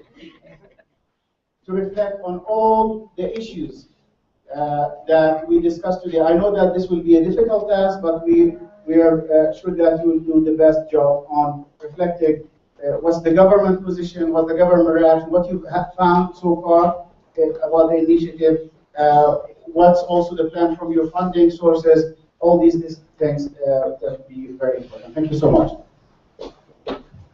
Thank you very much. It's MS, but yes, I am married. Thank you so much for inviting me here. I'm so excited to be here and to read the research. We're always excited when people are doing research and giving us information on how the Kenya Open Development Initiative is going. As Daudi said, the Kenya Open Initiative was launched in 2011 out of what happened was a perfect storm, right? There was a constitution that had been, the revised constitution had been passed, and then suddenly we got several data sets, which included the census. So actually all of that is up on the website. So we got about 3 ministries that offered us large data sets, and we said, this is it, we must publish it. And so we rushed, and within a couple of weeks, with the support we had from the private sector and the task force that we had put together, we launched the Open Data Platform, and we were so excited. And we had the same expectations that you had, that we'd have lots of application, the data would keep flowing, and it will just grow, and it's going to be wonderful, we'll have a fantastic impact on citizens on the ground. But the challenges we've had are the same challenges that you described, even for us within government. Getting new data, apart from the first initial data sets that we got, has been extremely difficult. We had 3 strategies that we used to get data: coercion, sweet talking, begging. So these are the ones that we were using, and you know it has worked for a while. And then we had a new government come in. So as you know, at that time we had a champion in our cabinet secretary at the time, and he had his friends that he was working with and conversing, and they were giving us information. Then we got a whole new government, a whole new set of people. They hadn't heard about open data, and they had their own sets of priorities. So last year, I must say, it was quite a difficult year for us in the open data government, going back and trying to say, oh, we usually get data. And what you talked about, our coordinator, Lynette, who used to work on the open data platform, called it data hugging, yeah? It was the same thing. People would say, and you know, there's wonderful data in government, and there's digitized data, and there's geomapped data, wonderful data across government. But a lot of times I used to get people saying, no, citizens don't need that. What would they want this for, you know? Or saying, yes, we'll give it to you, but then it takes a really long time. When you talked about that power that people have when they own the data, it's very real. So even within government, for us to get from one government agency to give it to us, another government agency, has been very difficult. So let me talk to you about the three things that we're doing right now. And I know we've promised this, but we're at a very good point now to deliver on this. One is working on the policy. That was one of the things missing. It was fantastic to have the political goodwill up to the head of state at that time, but we didn't have a policy on how that Article 35 is implemented across government. So we're working on a policy now. We've set up a committee within government, and we're also hiring a consultancy service to support us. The bid closed last week, in fact, so we'll be starting evaluation next week on Thursday. And so by the end of the month, we should have a consultancy firm on board. One of the challenges, of course, we have is resources. Having enough bodies within the ICT authority, KNBS, to do some of the work that we want to do. So we're also hiring a few people that we will be seconding to KNBS, so that to help, because they have a lot of data. They're also under resourced, and remember, they also get data. At the end of the day, they also get data from somewhere else. You know, if they data on agriculture, they get it from the Ministry of Agriculture. So they're under resourced, and their staff are very busy right now. And so having them say, oh, do this other thing for open data is very difficult. So what we've done, we're hiring 2 individuals that will then be just focused on open data within the KNBS, and 2 individuals at the ICT authority focused on open data, and then the consultancy. And the 3 things we'll be focusing on for now to the end of the year is, one is the policy. So we'll be drafting the policy, working within government with the technical committee in government, and then the agency will help us with the stakeholders. So we'll be coming back to you, we'll do stakeholder engagements and all of that, and hopefully by the end of the year have a policy that we can use to get this data from all the ministries, right? So we all know that in the Constitution it says that this data must be available to the citizen, but it isn't an actual policy to determine how that happens. The second thing we want to do is work on supply and demand. So there's a bit of a chicken and egg situation here. As I said, on one hand, some agencies might not know that or want the information that they collect. And on the other hand, so we have to show them the demand, but also supply, because the people want the data yesterday. So we'll be working on the demand and supply side as well through the consultancy. Actually, we're going to borrow from the Kenya Fellows program that David talked about that worked really well. And through the consultancy, what we want to do is exactly what the Kenyan Fellows program did for Code for Kenya, is embed data fellows within county governments. We're hoping to start with county governments and other agencies within government. So this will be a specific person that's only looking at surfacing data from either county government or an agency. Right now, we're doing an e-governance, e-readiness survey within the county government. So we have a committee of all the ICT secretaries. They work very well together. They meet quarterly. And what they've done, they're currently doing a survey of e-readiness. Because actually, when we talk about the county, and the Excellency you talked about it, is we say, oh, let's get data from the county. But sometimes you might find there isn't even a computer at, say, the Office of Lands in a particular county. So we're collecting all that information. Is there a computer, is there electricity, all of it, to see how ready they are, and then using that data we'll know where we can place the fellows. So again, yes, this will not result in the what do you call it, the constant real-time data that we're looking for, and we're all hoping for. We're also hoping for that, but at least will get us prepared to getting there. The example that we hope that how the Kenya Fellows program worked when they put these data fellows, for example, in the media houses, it really changed them. And I think right now they have permanent data desks, isn't it? So we're hoping that this example, when we put a few fellows, it'll have a catalyst effect and also demonstrate how important data is, not only for citizens, but for government as well. And the third thing that we'll be doing is the awareness building. So yes, it's true.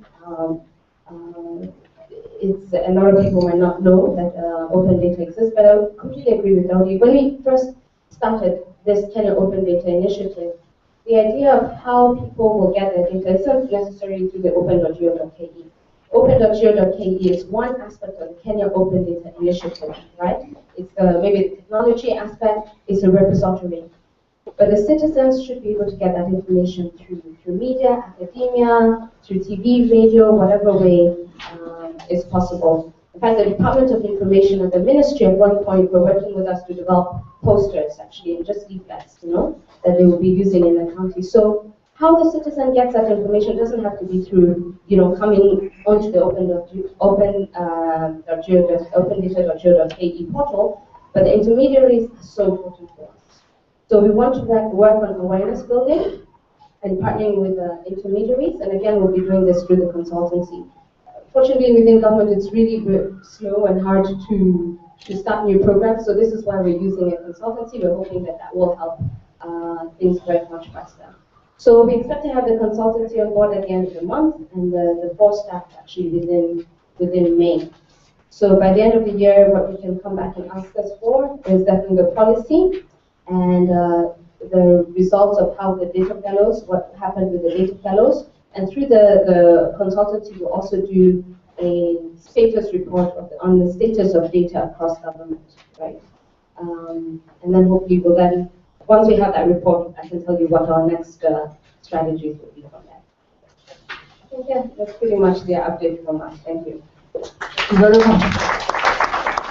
That was excellent, and I think it was strategically positioned to be at the end and to respond to the issues and concerns and questions about future plans.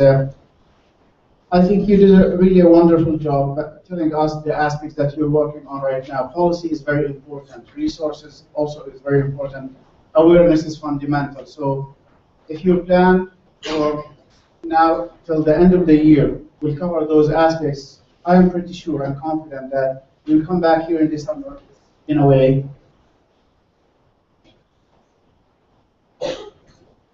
and we will have, let's say, much rosier picture about Cody. The revival process hopefully will get us where we get back to the point where if I am in Switzerland or Spain or Brazil or anywhere else in the Arab world, for example, I will still use Cody and the Kenyan initiative and the citizen engagement here and the research as a pioneer of this movement in this part of the world. So we're really happy to hear that. We also hope that when you said we will engage the stakeholders, and I'm sure you will, that you make sure that citizens will be represented in whatever way possible, because ultimately they are the ones who are going to use the data, so we need to make sure that we have them. The Fellows program is very promising. We're happy to hear that as well. So with this, I think we have only 15 minutes, and we have a representative from the Ministry of ICT who I would like to give him 5 minutes to reflect on those issues. So in the next 15 minutes, this is what we're going to do. We will have only 3 questions, very, very quick ones, for any of the panelists. Then we will have 1 minute each as a concluding remark, whatever you want, the main takeaway, your view about things, whatever you would like to say. 1 minute, please.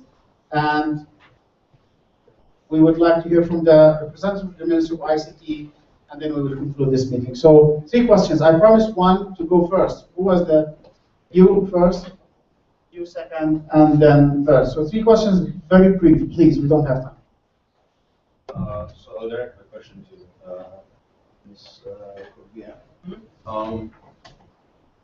Conspicuous in all of this is a lot of the people who go to code to open data, the GeoDK, are interested in advocacy, and they trouble with the information not being timely and so on.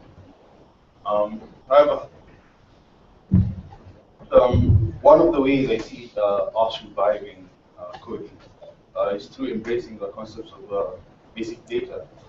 It's part of open data, but it's something that has ignored. I don't know whether it's. I have my thoughts on why it's not been taken up as much as it should have been, but I want to leave that to another forum. So my question is: are you as the ICT board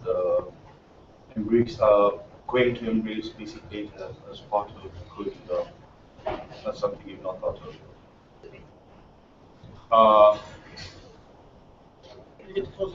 Sorry. Basic data. You alluded to that when you were talking earlier. You saying coding should be a central repository of all information available for government online. So suppose registration documents. If you want to register a business, you go to the KRA site, you download this form, you fill it, you upload whatnot. So all of that is basically that's information you need to do something, right? So coding, in my opinion, should be the place to go for all of that. Yeah, and then we link it with the relevant industry. So you only have one entry point to the entire system. Yeah, just quickly to comment on that. So quickly, Kenya Open Data Initiative, as I said, is not only opendata.go.ke. One of the other initiatives we had, for example, is the Kenyan Law Report. So another project we did there, Kenyan Law Report already had, all the legal information online, and we supported them to actually convert it to XML as well, so that it's more you can do more intelligent searches. So that's also open data, right? So yes, opendata.go.ke will be a repository, especially for data sets in GeoMap and GIS type of data. But I don't think we have one place for every type of data. So because data comes in different formats, right? So yes, all the data sets certainly we would love, it can be collected, and we're also very open to say the Ministry of Health having their own, and then also having, but us mirroring, say, their data. Because say we might have tools that they don't have on their repository that we would have, for example, the APIs that we have on opendata.go.ke, they might just have it saved as an Excel sheet. So I think the idea of open data initiative across the government is that idea that we publish data in an open and accessible format. A lot of it will be on opendata.go.ke, but not all of it. So the information that you were saying, say for information about how to register a company and everything, yes, it should be available. It might not be on opendata.go.ke, but for us, in terms of the initiative, we want data to be available in an open, accessible format. And opendata.go.ke is one aspect. Exactly. Thank you. Does that answer? Don't look satisfied. This is what I wanted to suggest. So we will try to finish. I'm really struggling with this mic. This is battery so quickly. So what we will try to do to finish by 11, hopefully. Sorry.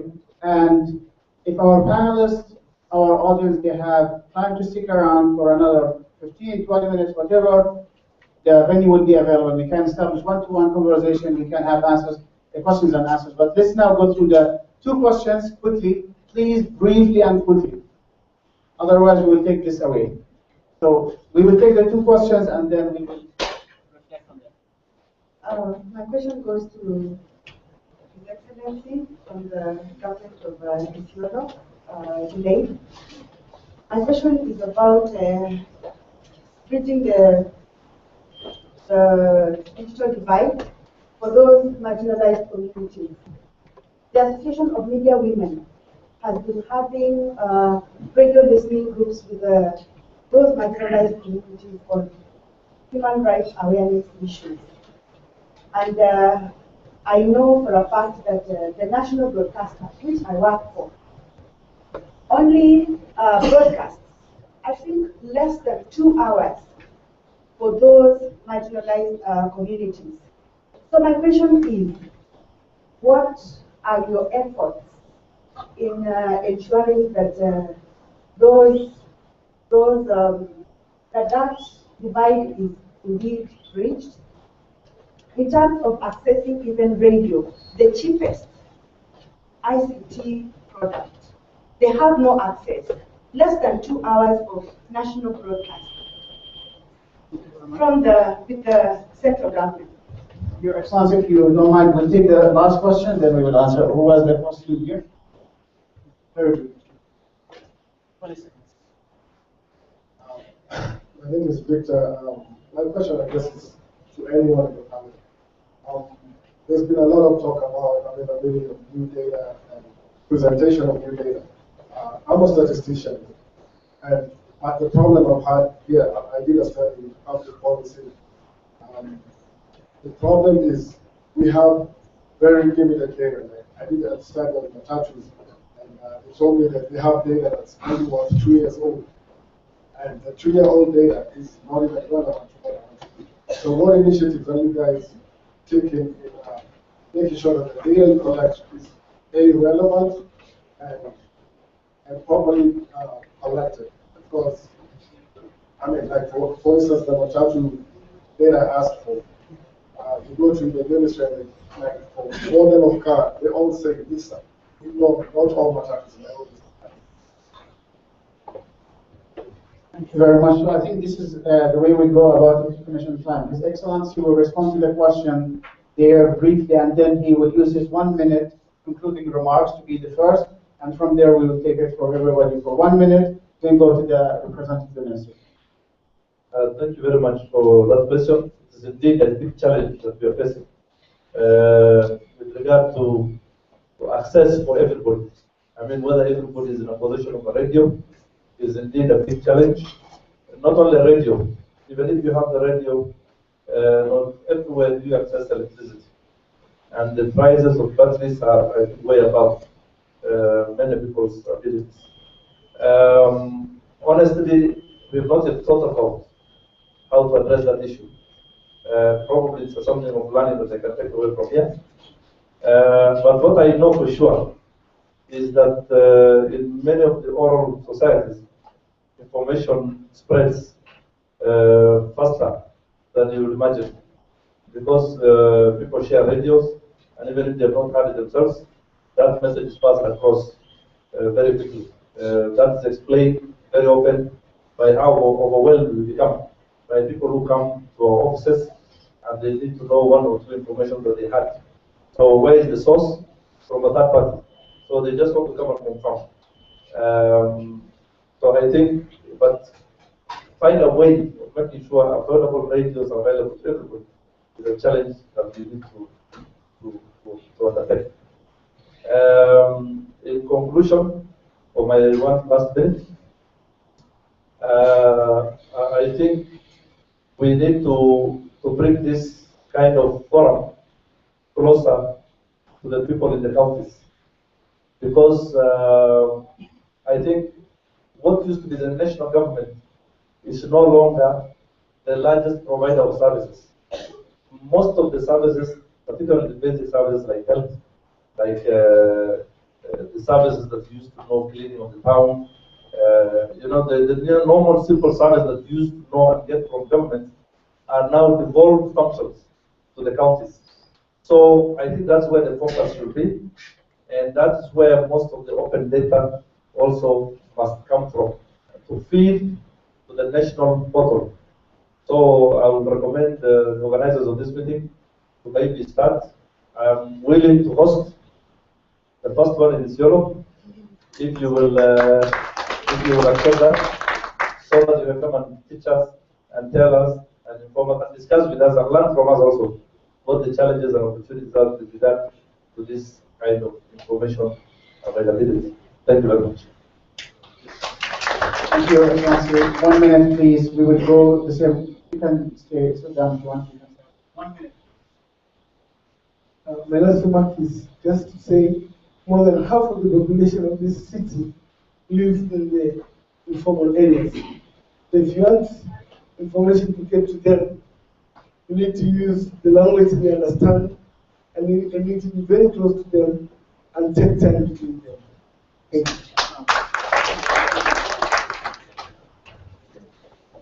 I think it's important for us to remember that Kenya is being watched all around the world for what our open data movement is doing. And I think it's really important that we consolidate our community from all the different angles we're looking at open data and work more closely together so that we're an example for other countries producing data and pushing forward open data efforts, and also that we have a really realistic model, because I think we've all agreed open data is expensive and it's hard. And I think donors think it can be quick and easy. You can have a boot camp or a conference or a developer and it fixes the problem. And I think we need to work together and be realistic that it takes big teams and long-term efforts and long-term goals to actually, for open data, to lead to open governance. So I'll take my 1 minute to also, let me just I'll take my 1 minute also to be able to answer the questions in sort of one way. And I'll talk also about community, so that it's just, it will be my closing remark. So community helps with being able to create this data. We have to understand that government is also limited. Our government is limited. It's limited by budget, it's limited by resources, it's limited by skills. Now, with us who have skills, by being able to come together in a community, we're able to create those basic data sets that we want to see. Those basic data sets that make a big impact. For example, we cleaned up, we took a peek here that was released by IEBC on registration centers. And we made it into proper machine-readable CSV, which was simple. This was registration centers, and people wanted to find the registration centers. It was simple, but it made a big impact, because a lot more people were able to easily find their registration centers. So we have to start building that community and being able to now offer our skills and technical ability to be able to do it. So thank you. Thank you very much. My final thought is repeating something I said earlier. This government data is one of the most valuable resources that we have as Kenyans. One of the most expensive resources. You pay for it. It belongs to you. That starts you with the biggest companies in the world. Google, Microsoft, etc. have all positioned themselves strategically to take advantage of our open data. So they see the value in it. So as Kenyans, we need to start seeing the value in this data as well. It's very expensive, we paid for it, so let's start using it and making money. I don't know what more there is to say. Just to reiterate, I think, yes, one of the things that's really worked for Kenya and the Kenya Open Data Initiative, I think, is the community, the way we work together. We get a lot of questions, other governments asking us, how were you able to do this? And we always say we would not have been able to do it without the community that we've been working on. So I think we need to continue being a strong community and working together to get this data and make this initiative successful. Very much. And 1 minute. 1 minute. Just about the best I could. I think one of the best things to remember is that we shouldn't fetishize open data. There's a reason it exists. And I think for us, one of the things to do is decide what that reason is. Why do we need it? What is it for? If all we're doing is just for open data's sake or just for transparency's sake, I think we do the whole attempt at an open data initiative like this. And I look forward to engaging with various counties as we're currently doing at the Open Institute. So, Excellency, to be seeing my face in your office. Very, very good. Thank you very much. As we said, the last speaker who will be representing the Minister of ICT will give him 5 minutes to address us. My colleague Elias will introduce him, and then we will conclude 30 minutes. So we're not really late.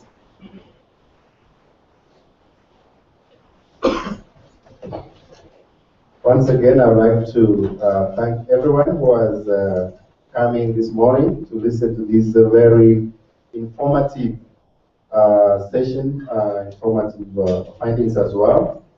Contested in some areas, if I got it well. Some questions raised on why we should research on one, who accesses what from where. I think for researchers, these are very important questions, regardless, so that we can triangulate I wish to, before I invite Mr. Abina Abaga is the head of ICT, the Ministry of ICT.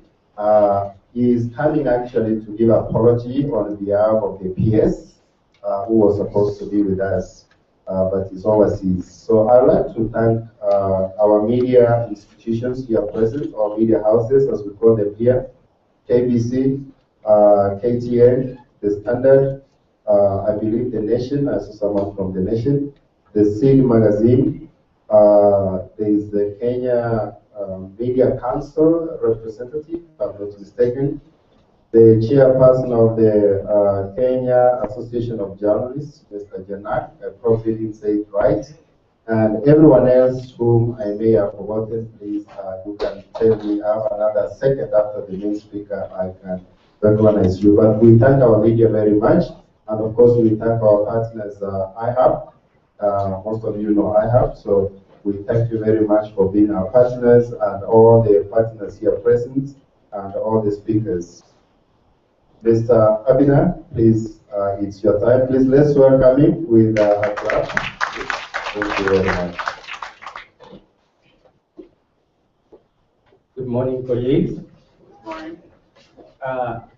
My name is Abna Abaga, as Dakari has introduced me.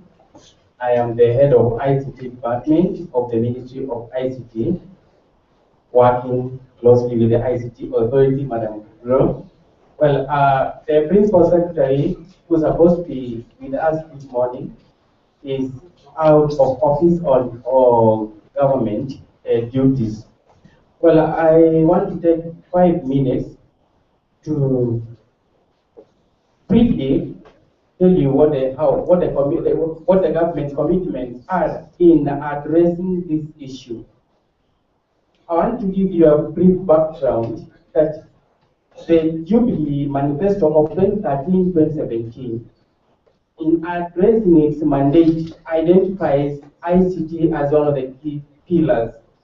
And within this ICT, to help us drive that agenda, the government has come up with a national ICT master plan 2013-2017, just to inform you that we know where we're coming from. And the national ICT master plan, also, which will be the key implementing document, identifies some of these gaps and inadequacies, some of which inform today's topic. Well, our take, Madam Kaburo and I, is that correct, reliable, valid, and easily accessible data is the way forward. And that's it, a challenge to the government. And allow me also to give a highlight of the government's latest developments, which will also inform us on the efforts that the government is doing towards addressing this matter and others related. You realize that in the morning we alluded to lack of connectivity. The government is committed to broadband improvement and connectivity, and it's rolling out fiber optic to all county governments and down to sub-counties. That will help address the issue of connectivity. 2, and I've talked about the National ICT Master Plan. 3, the government is also committed to addressing some of the gaps and inadequacies towards the open data and the related in the overall ICT implementation. That is, legal and regulatory frameworks. For example, we now have the Kenya Information Act. We also have the public and private partnerships policy, which will also inform us how we from the corporate sector, how we want to work with the government, and how the government, as a regulator is going to help the corporate sector work in harmony in addressing the ICT matters. The government is also committed to coming up with citizen-oriented information processing and dissemination mechanisms and specific systems. For example, within the 2013-2017 period, we're going to develop industry-specific systems.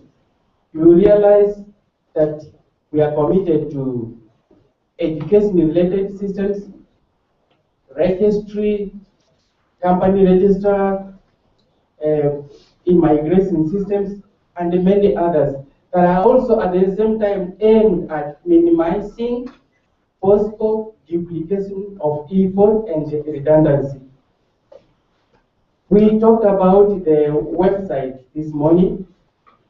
Madam Kabiro will also agree with me that this is one area that presently the government, through the ICT authority, is looking in, that is reviewing existing websites and upgrading them, and also making them information rich. The government is also improving regional information resource centers.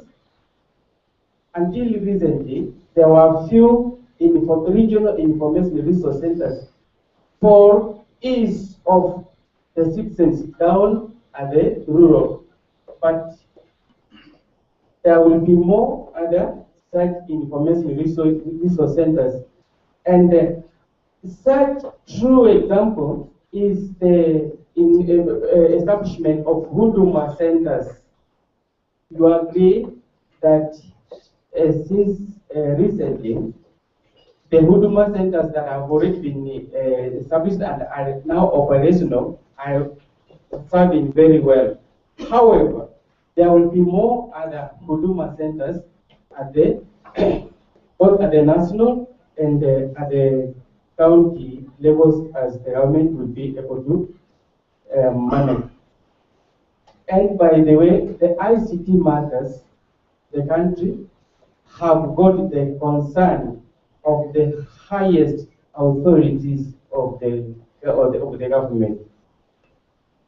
And we are also looking into close working relations with the county government to address this issue of information in fulfilling the Constitution of Kenya 2010 with regard to information, processing, sharing, and dissemination.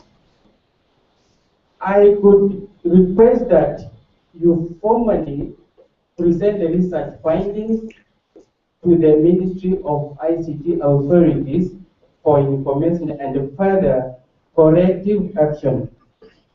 I will also request, Madam Kaburo, that we move further and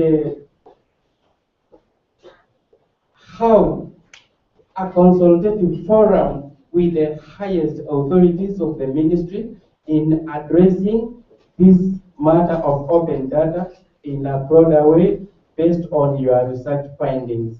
Ladies and gentlemen, thank you very much. Thank you very, very much. That was so very encouraging. I would like to pick on the important point that the findings of this research and other efforts should be communicated in a way or another to the ICT authority and other government officials. Allow me just 2 minutes, please, to conclude our discussion. I would like to thank the panelists and I would like to thank you, but there are main points that we would like to take away from this event today. First, that CODI, the Kenyan initiative around open data, is and should be seen as a very positive point and move for the future. Like any other initiative around the world, not only in Kenya or Africa, there are positives and negatives, there are challenges and opportunities. We cannot sit down and wait for the government only to fix all those problems. We are a community. We are all important. We are more important if we collaborate with each other and if we know our strategic partners. So please, feel proud and feel important that you are part of this initiative and do the best. Please do not reduce the initiative only to the technology part of it. It's not. It's only one aspect. We would like to maximize its value, but at the end of the day, it should be seen as one. In the ecosystem of the open data, there are many other intermediaries, factors, things that we should keep in mind to make this initiative successful. And this leads me to the last point. If the open data model in Belgium worked very well there, it doesn't necessarily mean that everything was used there will work in Kenya. We have a local context. And this is something that I really would like to emphasize, both in the literature and practice. We're finding that every country is unique.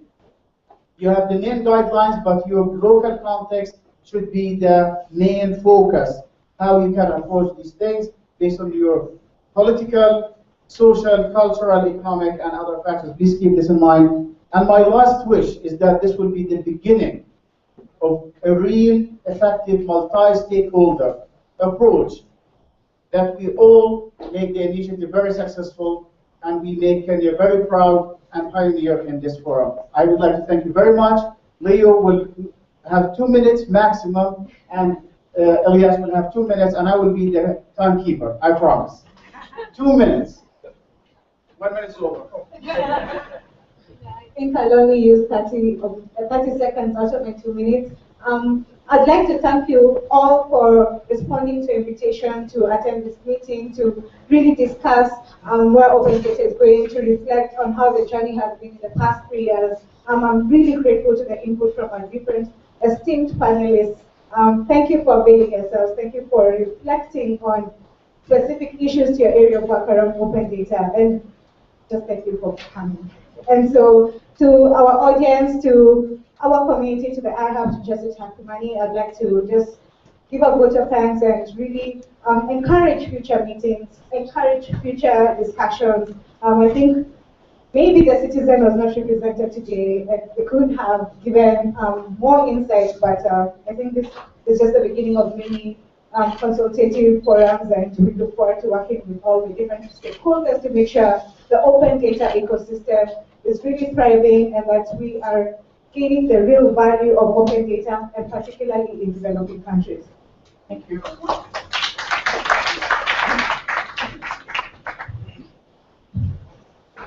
Mine is just to add, I forgot to thank Al Jazeera for being present. There's someone from Al Jazeera.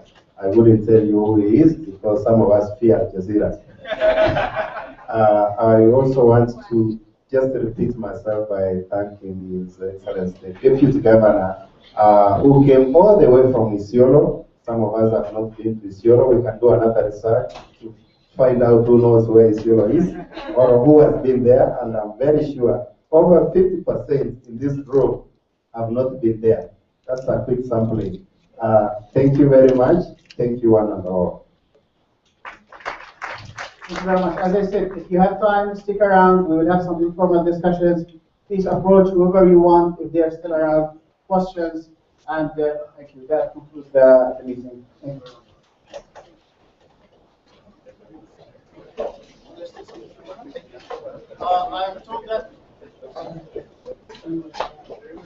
I'm told that there are still some refreshments there. I'm not sure, so go and get something.